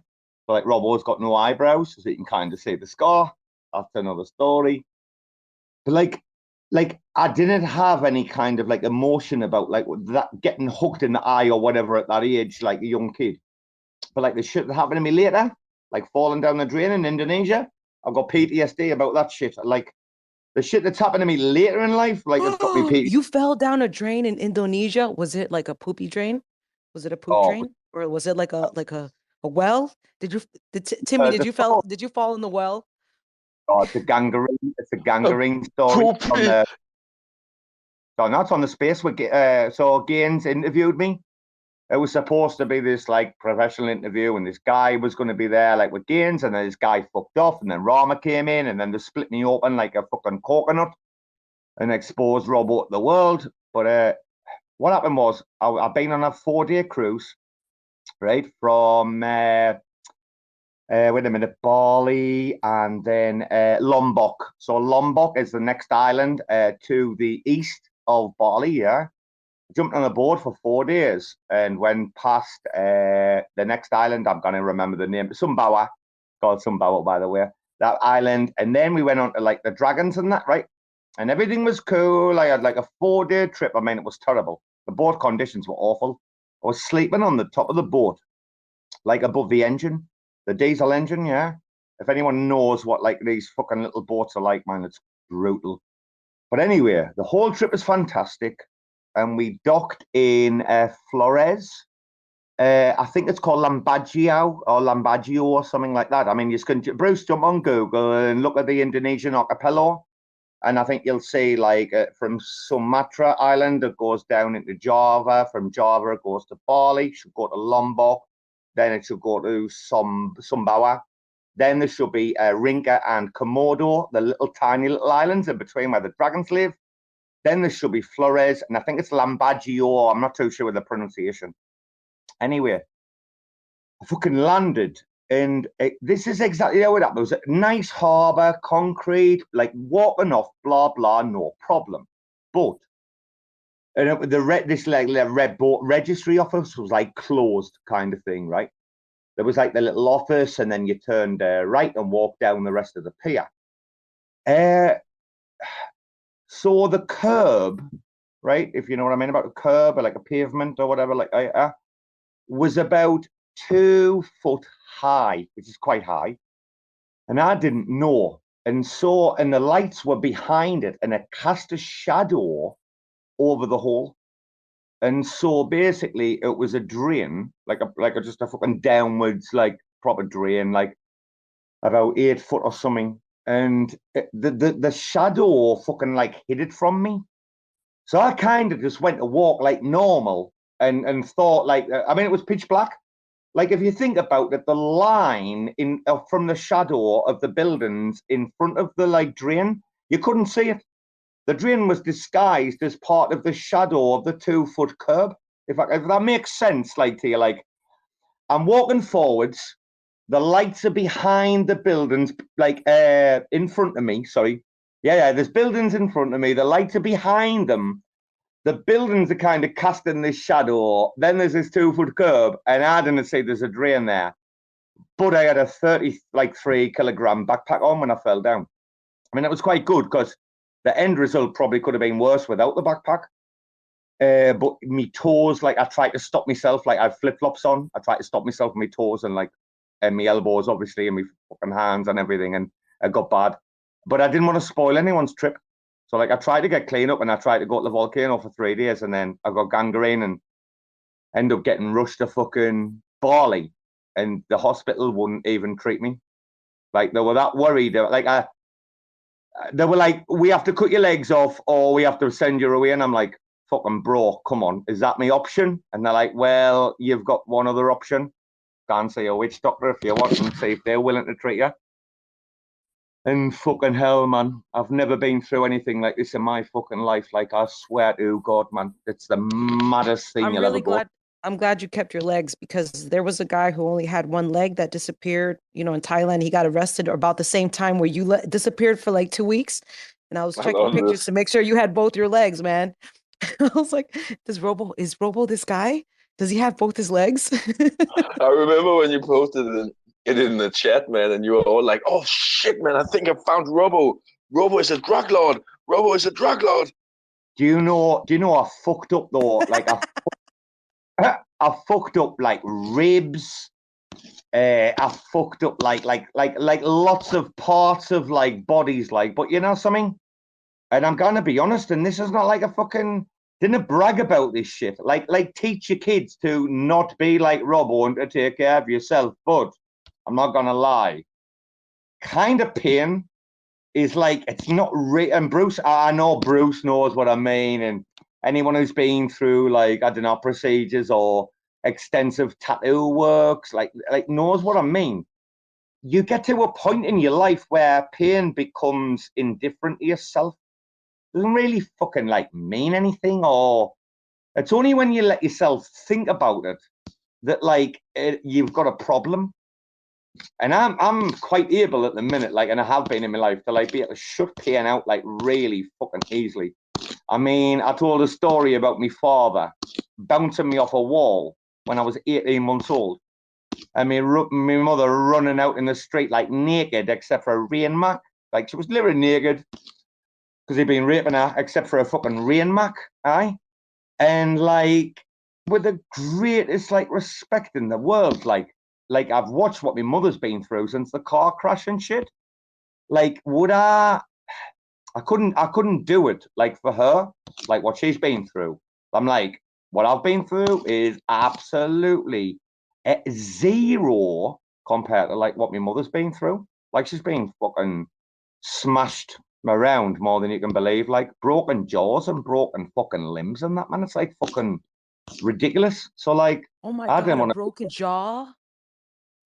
Oh, wait. Ow. Actually, wait. My mother. I mean, I said this on the interview with Gaines. I mean, this has all been live before, guys. 7-8 months ago with Gaines and them. My mother went through two things where, obviously, my father, who was by the way, a real life policeman.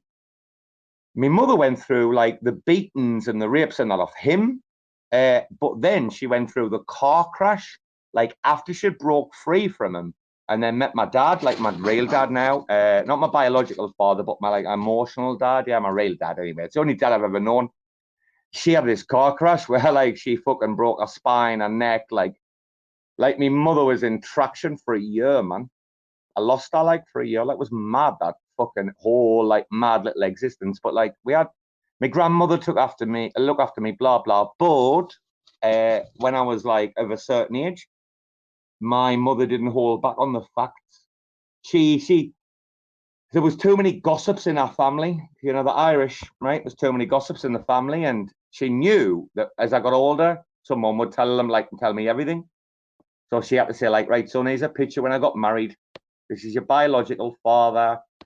He was a cop. He beat me, blah, blah, blah. I mean, this is literally the story I've fucking said on that. It's recorded. It's on TerraSpaces. Like, man, and that's what led me, Bbandz, to do what I did when I was a kid. Like I was 8 years old, right, Bbandz? I mean, you're a mother, right? Listen to this, Bbandz. I was 8 years old, and I phoned a bomb threat, right, a bomb alert into the cops, and threatened them, like, simply because I wanted to meet my father.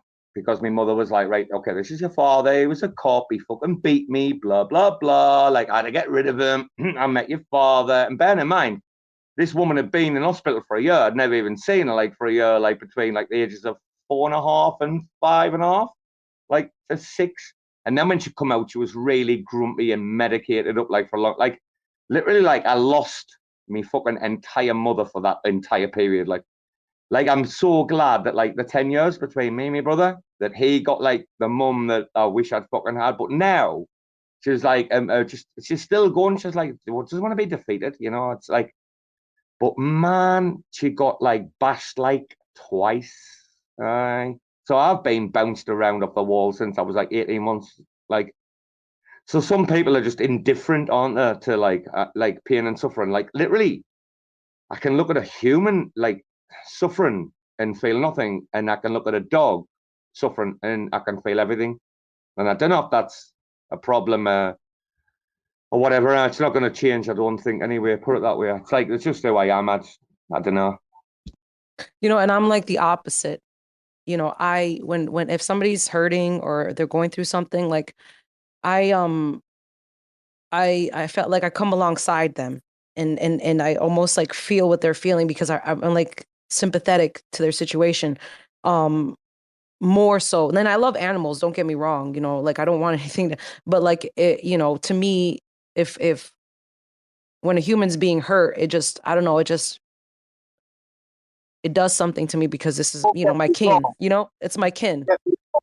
Don't get me wrong. And the empathy I have, like for humans is like, giga Chad, like massive, like literally, but I just know how cruel like humans can be. So therefore, like, the wrong kind of people, or like literally, dogs can do no wrong, humans can do wrong. And that's the way that I kind of like look at like me relationship with animals and people. Is it like no animals ever fuck me off, or like whatever I've had for many years, and I've had so many animals throughout my life. I'm proper Dr. Doolittle, me man. It's not a fucking indifference, but like we talked about this before, when you get put in a situation like where you think you're like in extreme danger and you let go, you kind of like go through the world looking at it through like a different lens. Like I can only imagine what it must feel to be like a mother and a mother hen, and like these feelings. I wish that's like something I would experience in my life, like, but I do feel that way about like Winston Cellar.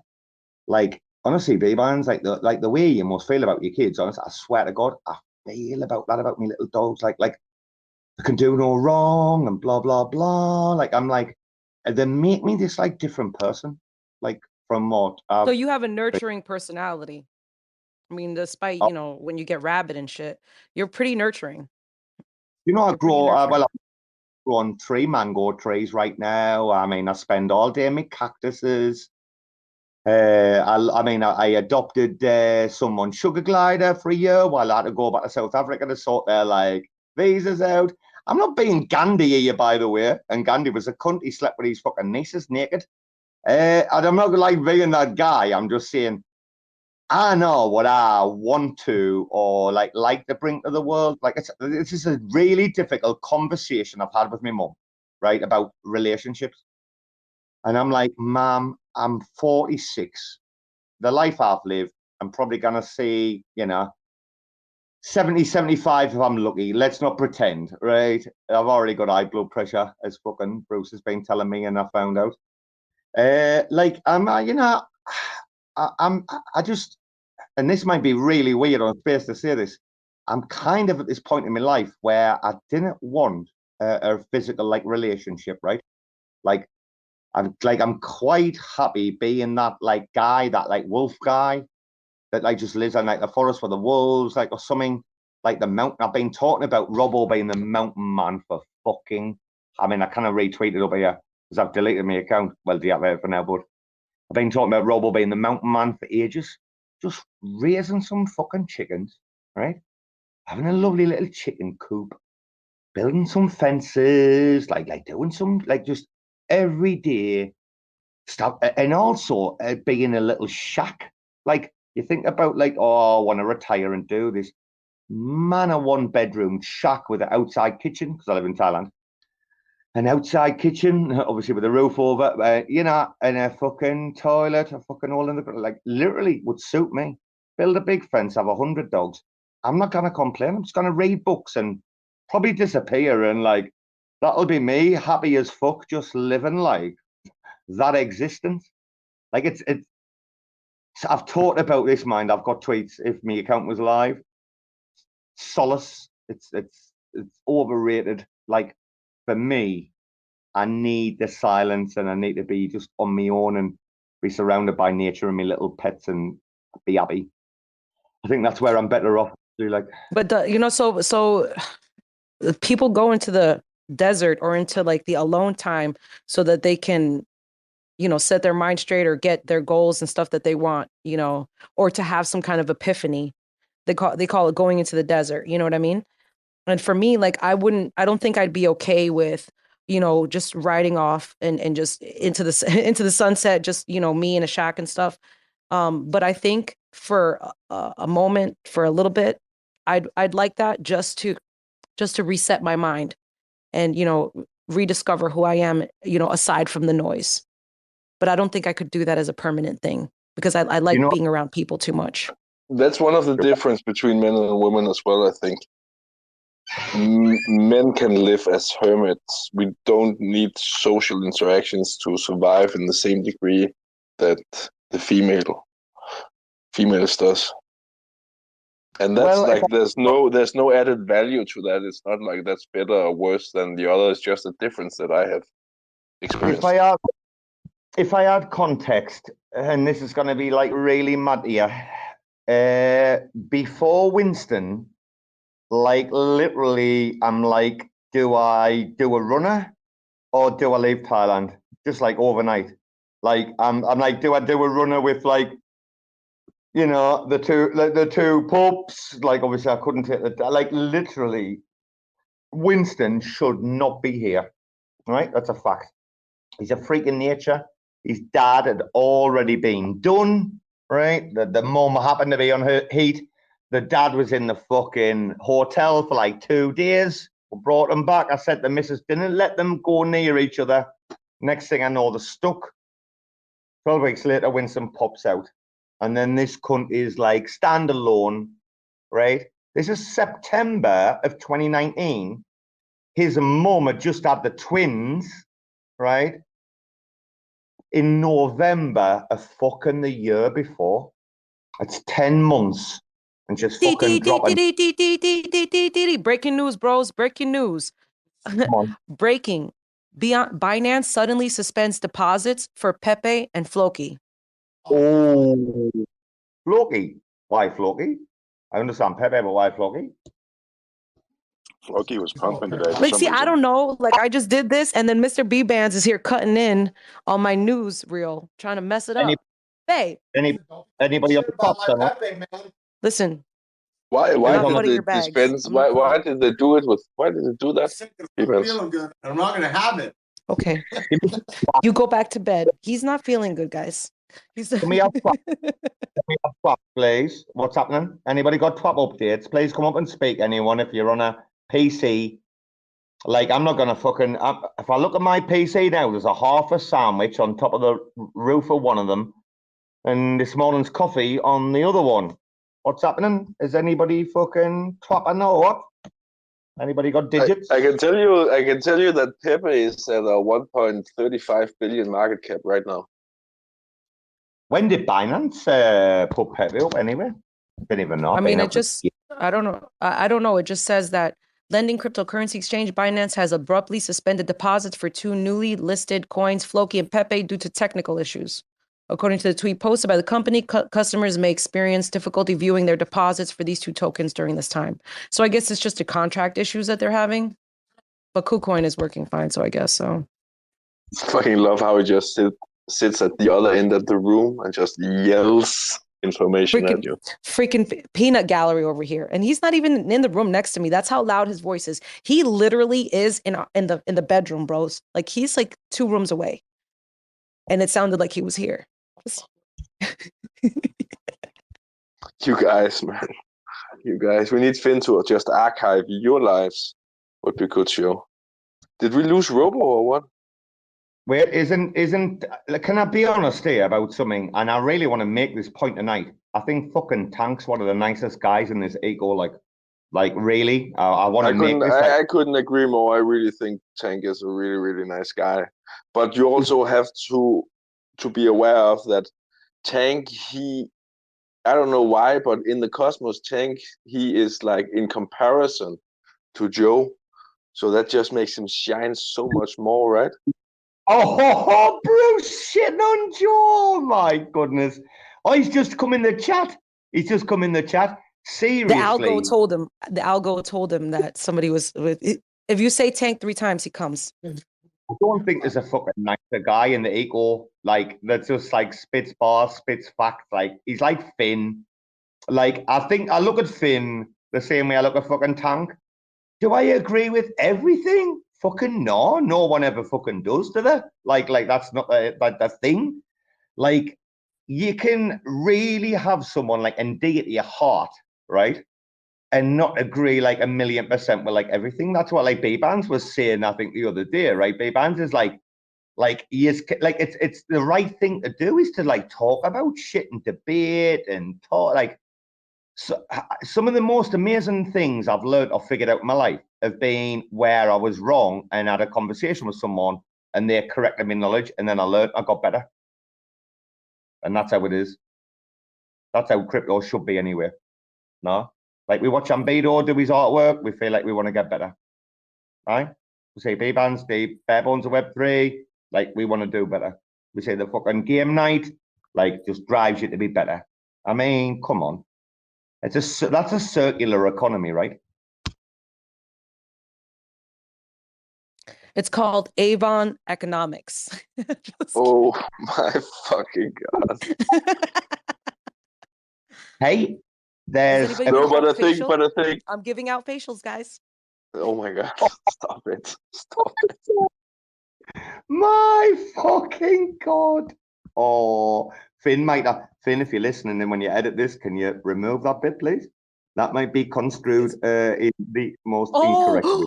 Oh my God, I didn't even realize that. I meant like for like makeup, and I forget I'm in a room with a bunch of freaking perverts and stuff like that. Okay, I meant like makeup. You clean the face with soap and water, and you put the makeup on the face, massage the face. I just want to make sure we're very clear, guys. And you end the whole treatment with the pearl necklace, right? So it's been confession night. It's been confession night tonight. All right, listen to this. Robo, like I think I was 17 when I was released out of the bail hostel, and I was allowed into like my first ever bed sit. These are things we have in England called bed sits, right? Where it's like a 1-bedroom room or whatever you want to call it, right? And then the Avon woman come round. And Robo, like zero money, fucking zero existence. Like I'm like 17 years old and I'm like getting bamboozled by this Avon woman and signing up for fucking tea tree oil and everything for me fucking face. Like how down right now is Robo? Like I'm like, fuck dude, you did that shit, like you pleb little cunt. Holy fuck, that was an experience. Oh, man, you've got to go there. You've got to go there. It was above a builder's yard. The top of the yard, they're converted into these like little flats, like in the pointed roof. Fucking hell, man. It was about like 15 quid a week. Oh, it was the worst place I've ever lived in my life. You got no idea, man. Where's the worst place you've ever lived in your life? Like, oh, worst place I ever lived in my life. Web3. Oh, sorry.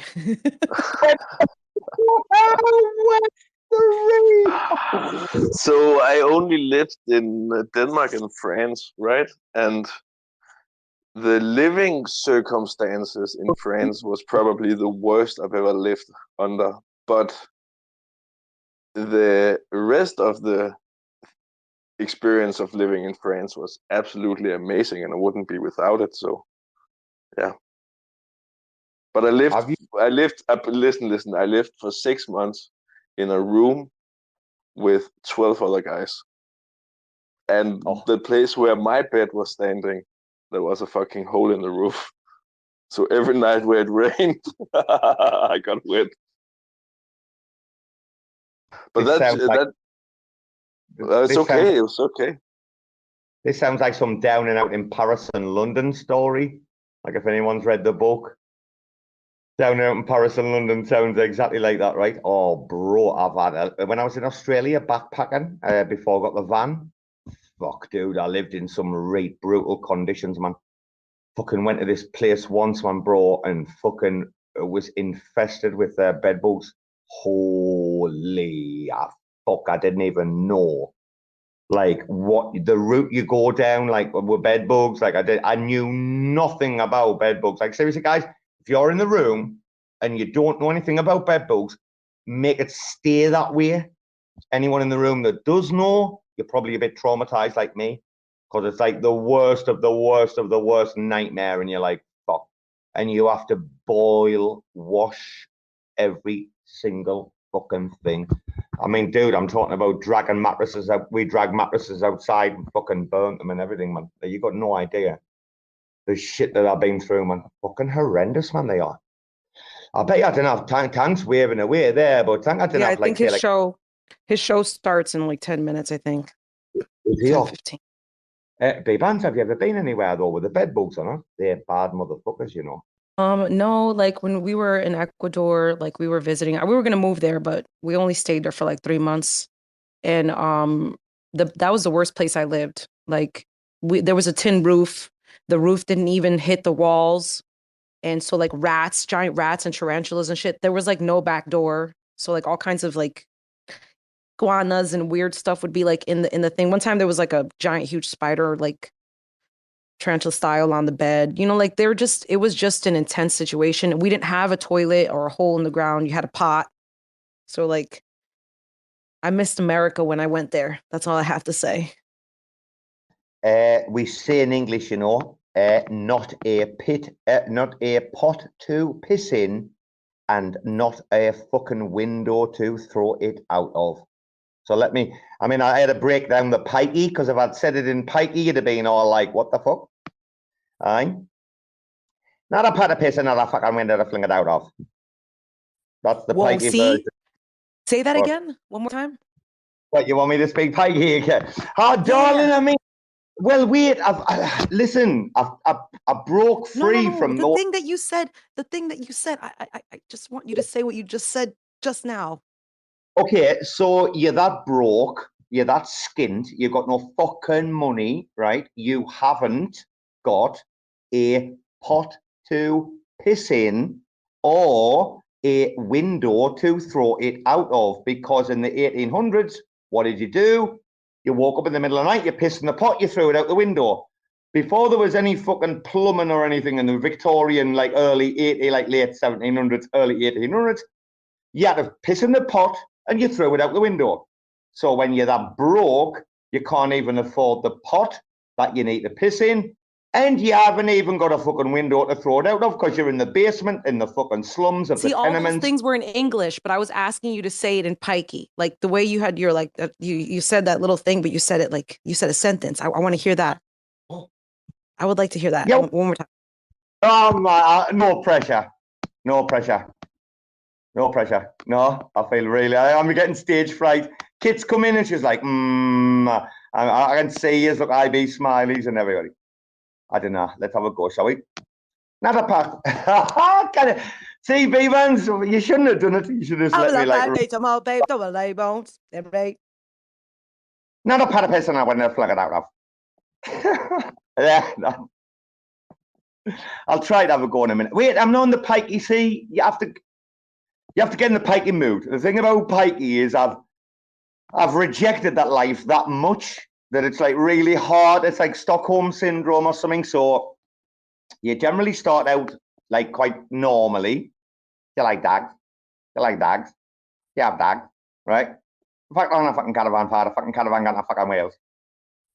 Not a part of person I went to fucking flat out of. Like that kind of. That needs to be a ringtone. Like pikey should be like a ringtone. Like you get a ringtone and it's like telling you have a call, but telling you have a call in pikey. Oh my goodness. I'd subscribe. Yeah, man, fucking Bruce, sing his fucking Annie.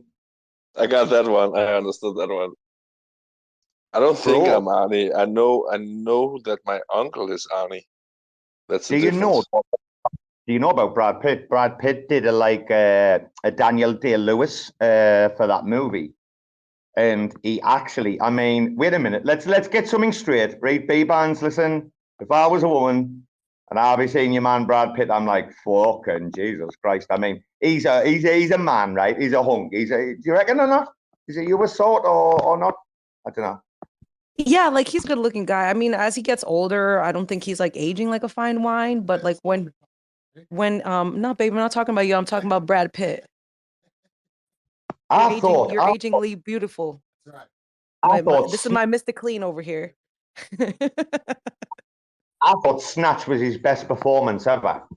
And allegedly, like if you hear about what he did, and if you hear from like the director, Madonna's husband or ex-husband, like he proper like embraced like the life, etc., and he went on this like mad diet. Like he had like to be ripped like that. Like he kind of like really fucking put down for that movie. Like he put a lot into it. Like I say, he did it like a Daniel Day-Lewis, and it's fucking unbelievable. Nah. The fact I won a fucking caravan for the fucking caravan got to fucking Wales. The periwinkle blue. You know the periwinkle blue? Eh? Hello, Kit. Hey. Hey, I Hey, Kit. want to argue against what Bbandz just said. Brad Pitt is opposite. He's not the flounder effect. He is aging well versus when he was younger. Everyone was fawning over him, and I was like, what the hell? Until I just recently seen him as an older man, and now he's looking pretty dang good. But that's my taste versus Bbandz. But anyways, have you guys watched or remember, it was the Reese's Pieces commercials? Where it's like, Bobby had a baby's boy. And it's like, who was that? It was Bob. He had a baby. It's a boy. Like the collect calls trying to save money. Oh my God, I remember those commercials because they were like, they would say, instead of like, you know, who's calling? And then you say, it's a boy, we had a child or whatever. And then they would hang up. Those commercials are so old. What are you thinking, like 20 years ago? They're not. About 20 years ago. Yes. I'm actually, yeah. I want to ask you Americans this question.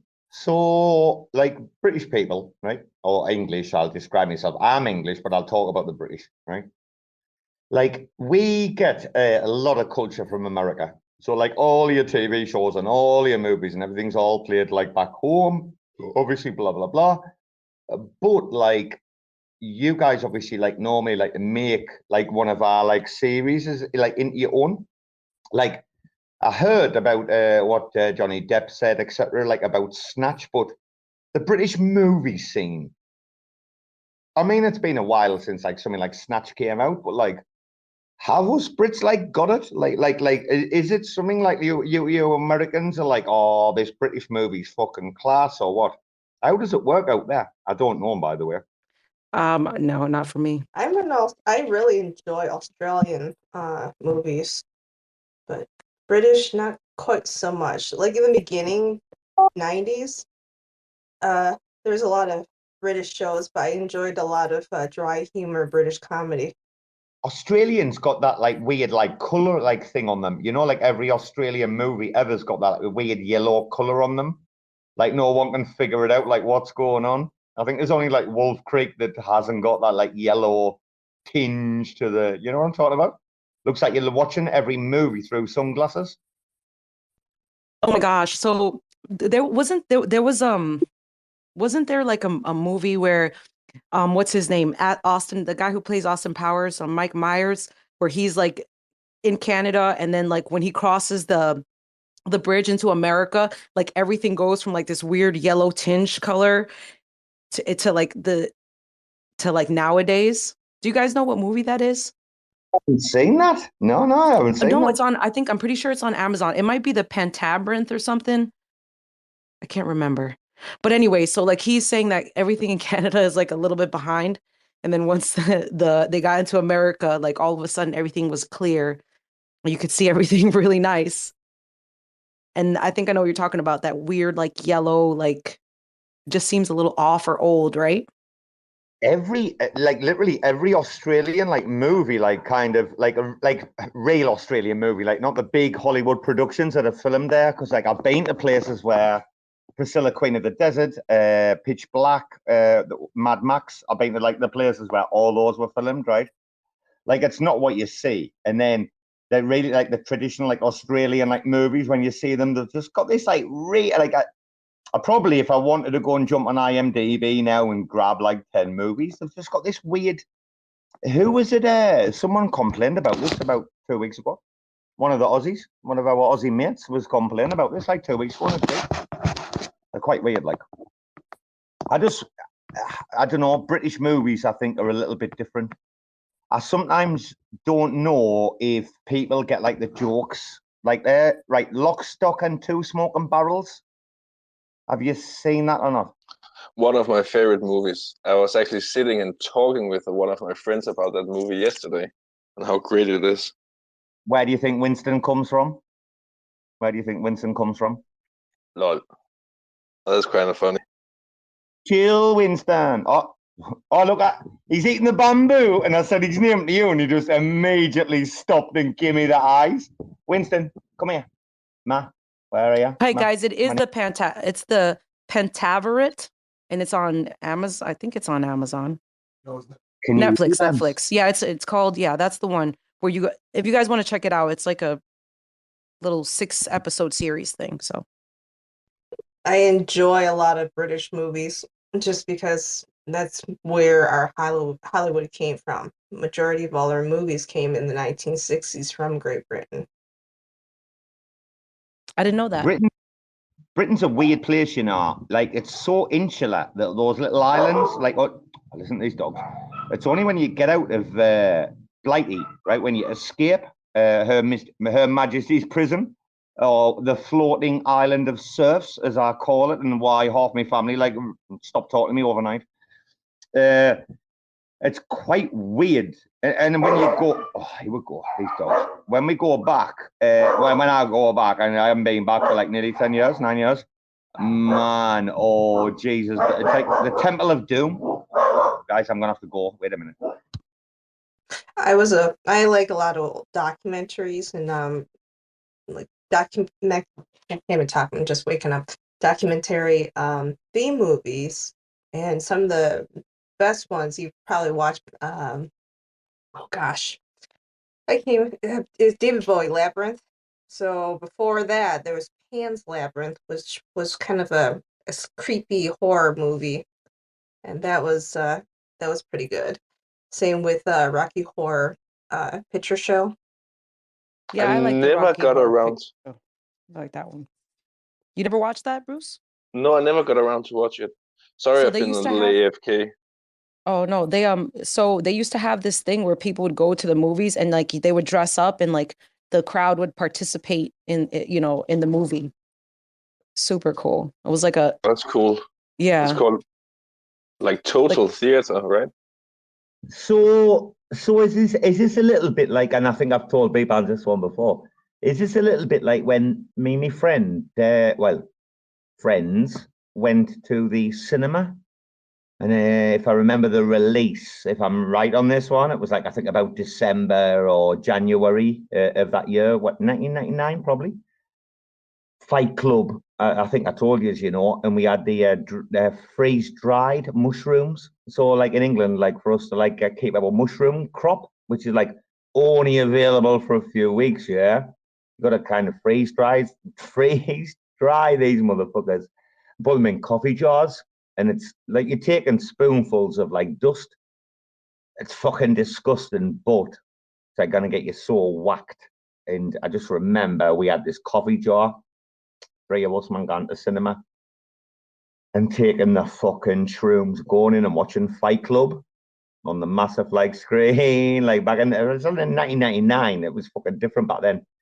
Here's a one for you. Listen to this. We each in a carrier bag, right, in front of the people, took like 4 cans of beer in, LCL. It's called LCL, the lager, yeah? You can go and have a look, low calorie lager, LCL. It used to be like a strong lager. We used to drink when we were kids.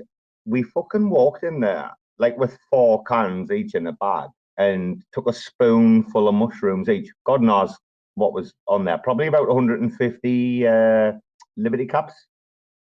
And we watched Fight Club, and then I think I told you, Bbandz, before, we came out in the car park and started like fighting each other, right? Like literally, like we didn't care. Like we were just reenacting like the movie in the car park, like just for the fun of it. And it was, man, when you're on drugs and you're actually having fun and like you're proper tripping. Like, I mean, no one was spoiling no one's fun, And we weren't going that hard. We're just slapping each other all over the fucking place. Some fucked up childhood. I remember first time I saw any Star Wars movies. I wasn't very old. I've been like 6 or something, 7 maybe. It was one of the Ewok movies, and I got so excited. Both me and my brother got so excited, and we would just sit. We would flip our little kiddie table up on the side, and we would sit in front of the TV behind the table and like participate in the big battles and shoot our little imaginary laser blasters at the screen, man. Movies have a huge effect on us. Bruce, I was expecting you saying about like the first time that you watched Train Spotting or like, and you bring in Star Wars. Come on, man, you giga pleb. Huh? Listen, Have I you love seen? Star Wars. Whoa, back to Charlie Up. It was May the 4th. And like a Yeah. good Star Wars fan, I watched, what did I watch? Return of the Jedi? A New Hope, sorry. I watched A New Hope. I get confused with the names because they're constantly on repeat in my house. All I got to say is I love those movies, and I think they were awesome. I'll never get What tired of about? it. What about? Revenge. What about Lord? Wait, What about Lord of wait, the hold on, Rings? kid. Oh, I love Lord of the Ring too. Like I'm the nerd who watched Lord of the Rings a couple times, each one at the movie theater. So Have you read it, Bbandz? Have you read Lord of the Rings or not? no. But real quick, Oh. Kit wanted to say something. Let's let her speak. I was yelling. No one could hear that. Oh my goodness. I just said, Happy Revenge of the 5th.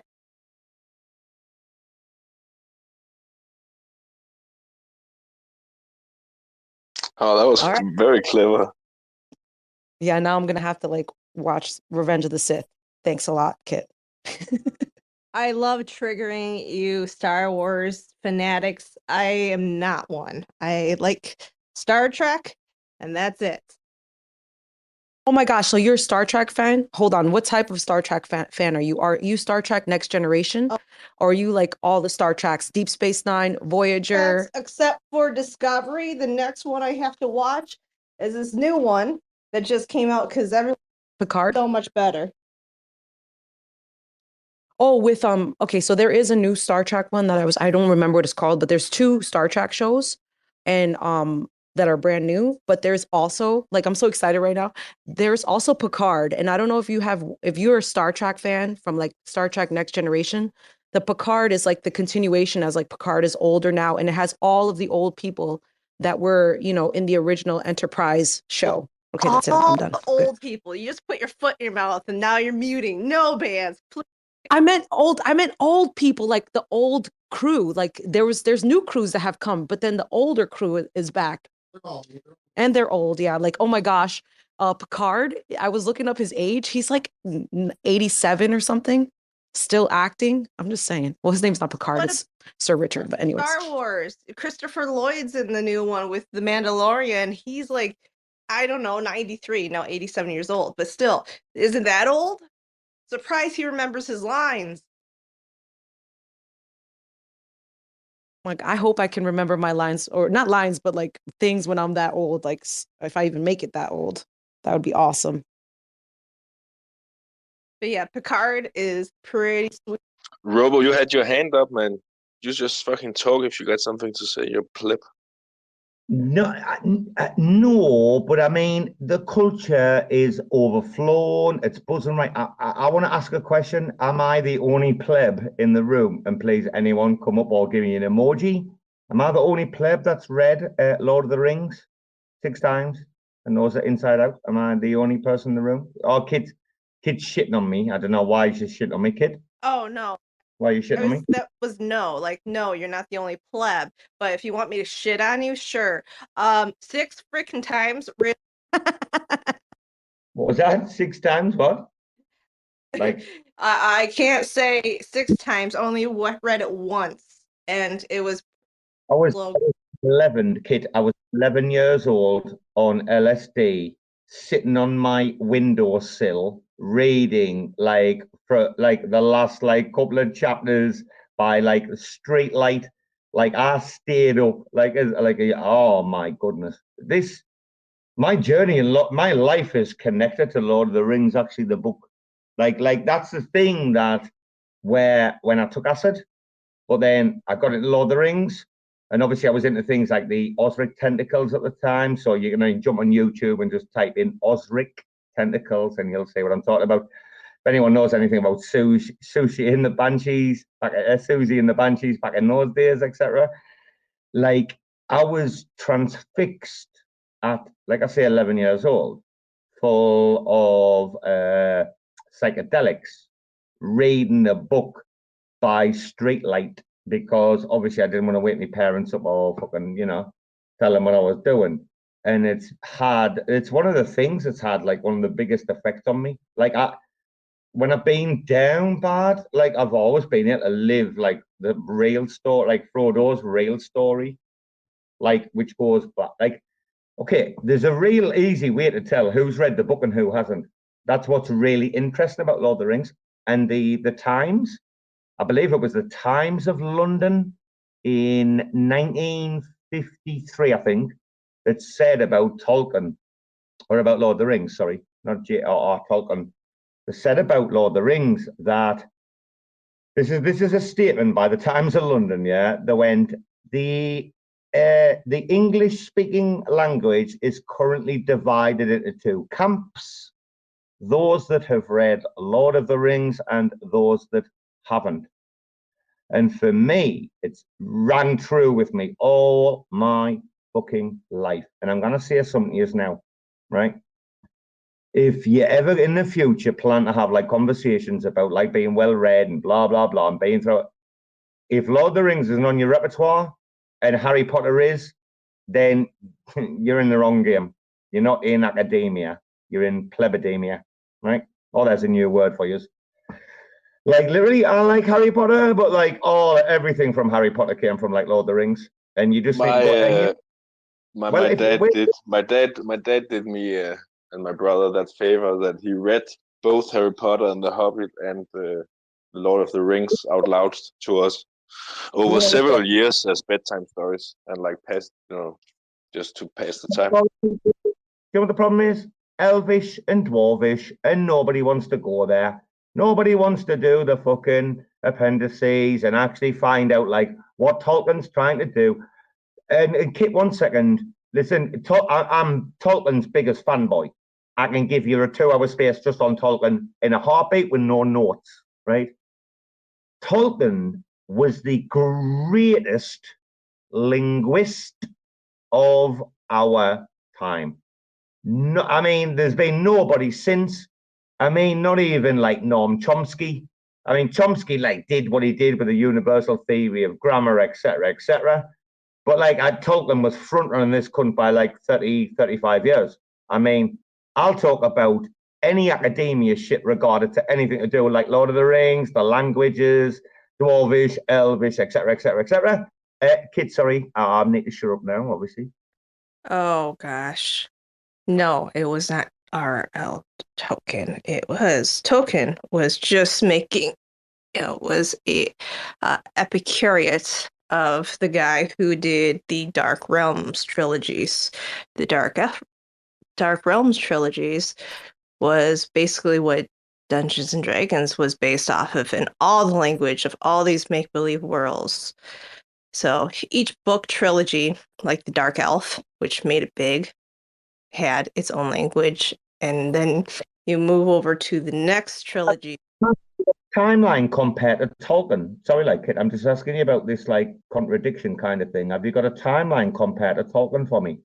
Like, are we pre-1930s or what? Are we pre? I mean, we're talking like Tolkien and the idea, like obviously the Nazis caused it. Like, so we're talking probably around 1927. The idea took off his first notes, I think.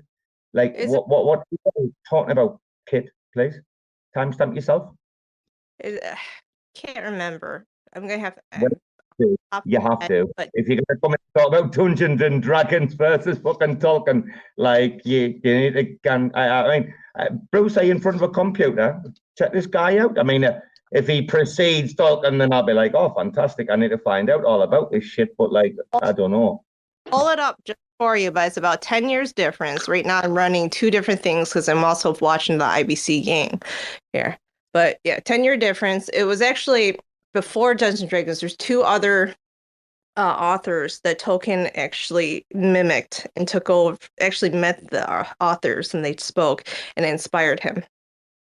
Amazing. Anything to do with Tolkien, like I'm like obsessed with it. Like, there's a big camp, isn't there, over like what happened with a Silmarillion and Christopher, etc., etc. Like it's like, it's a very.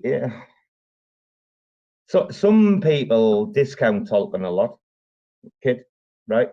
Some people like call him out, right?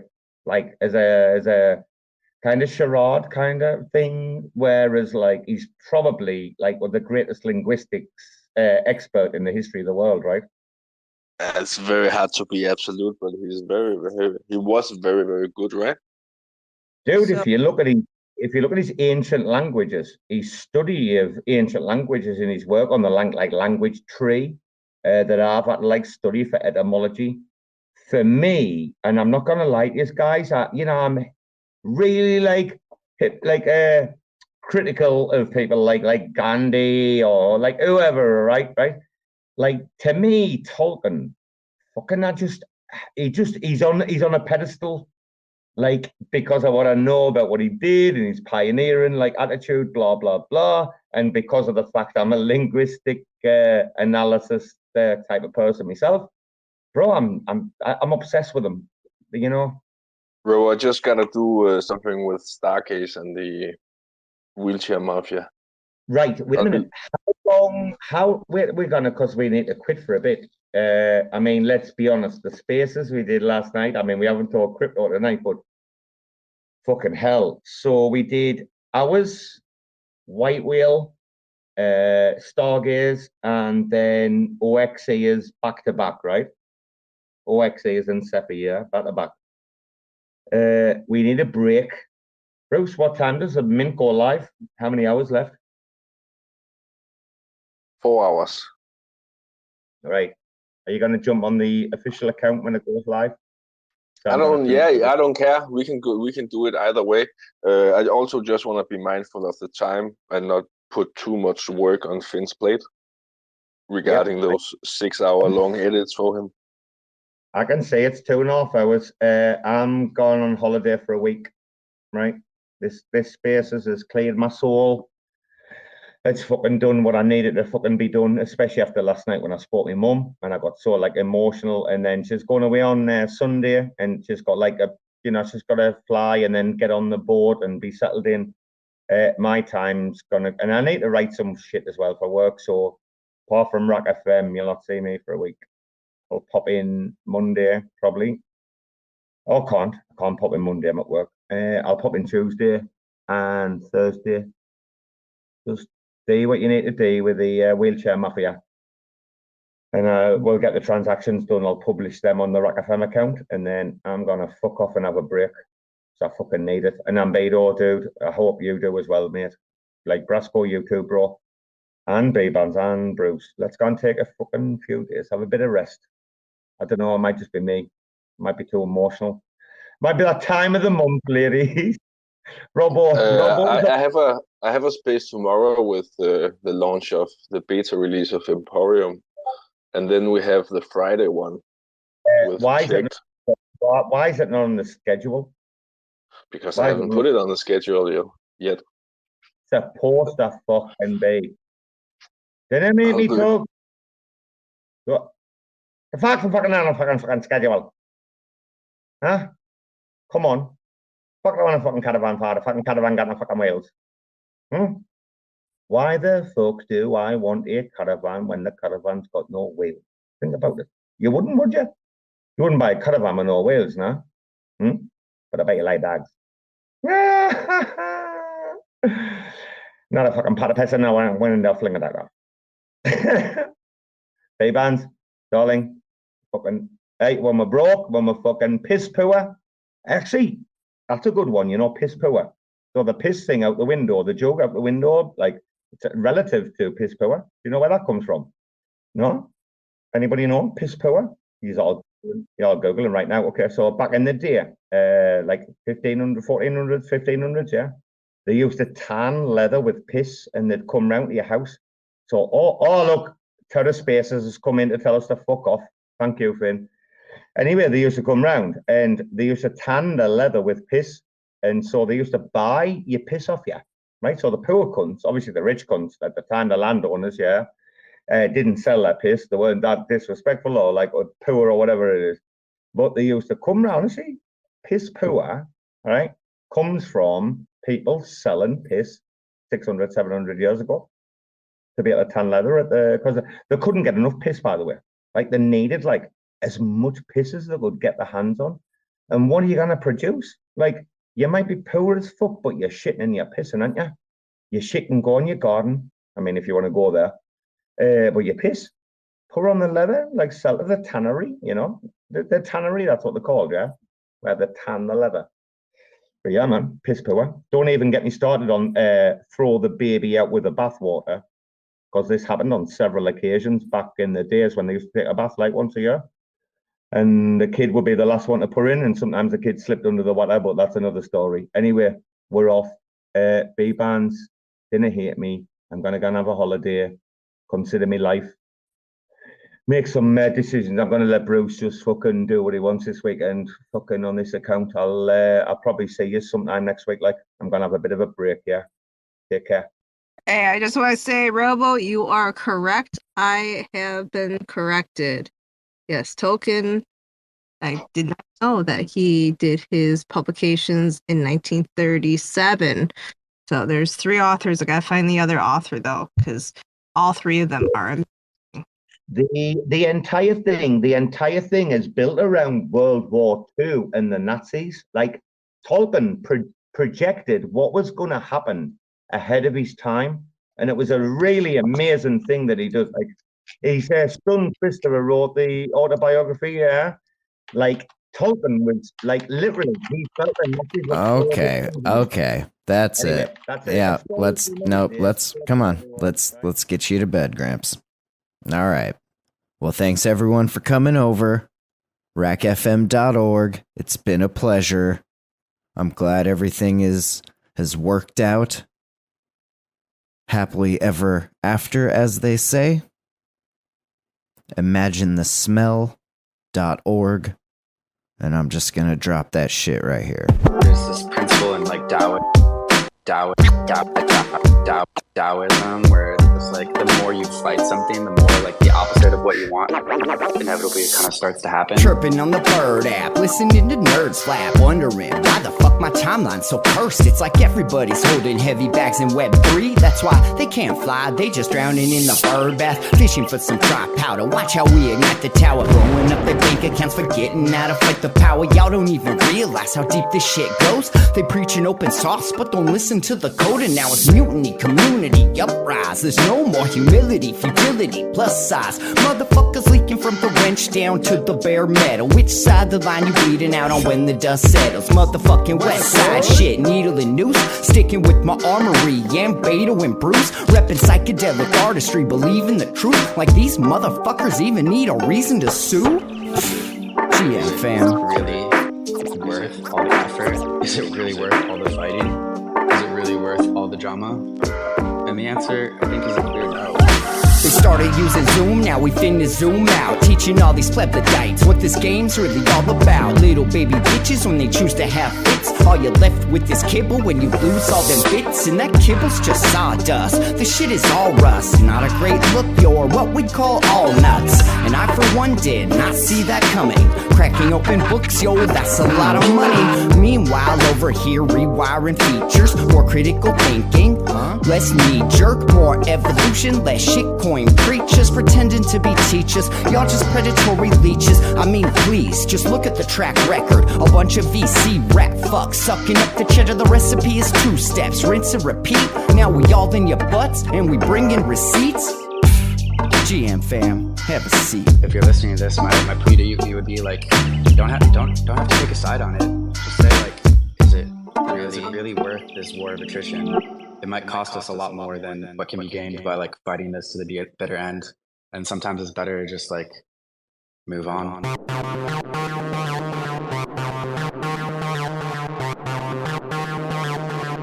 TerraSpaces.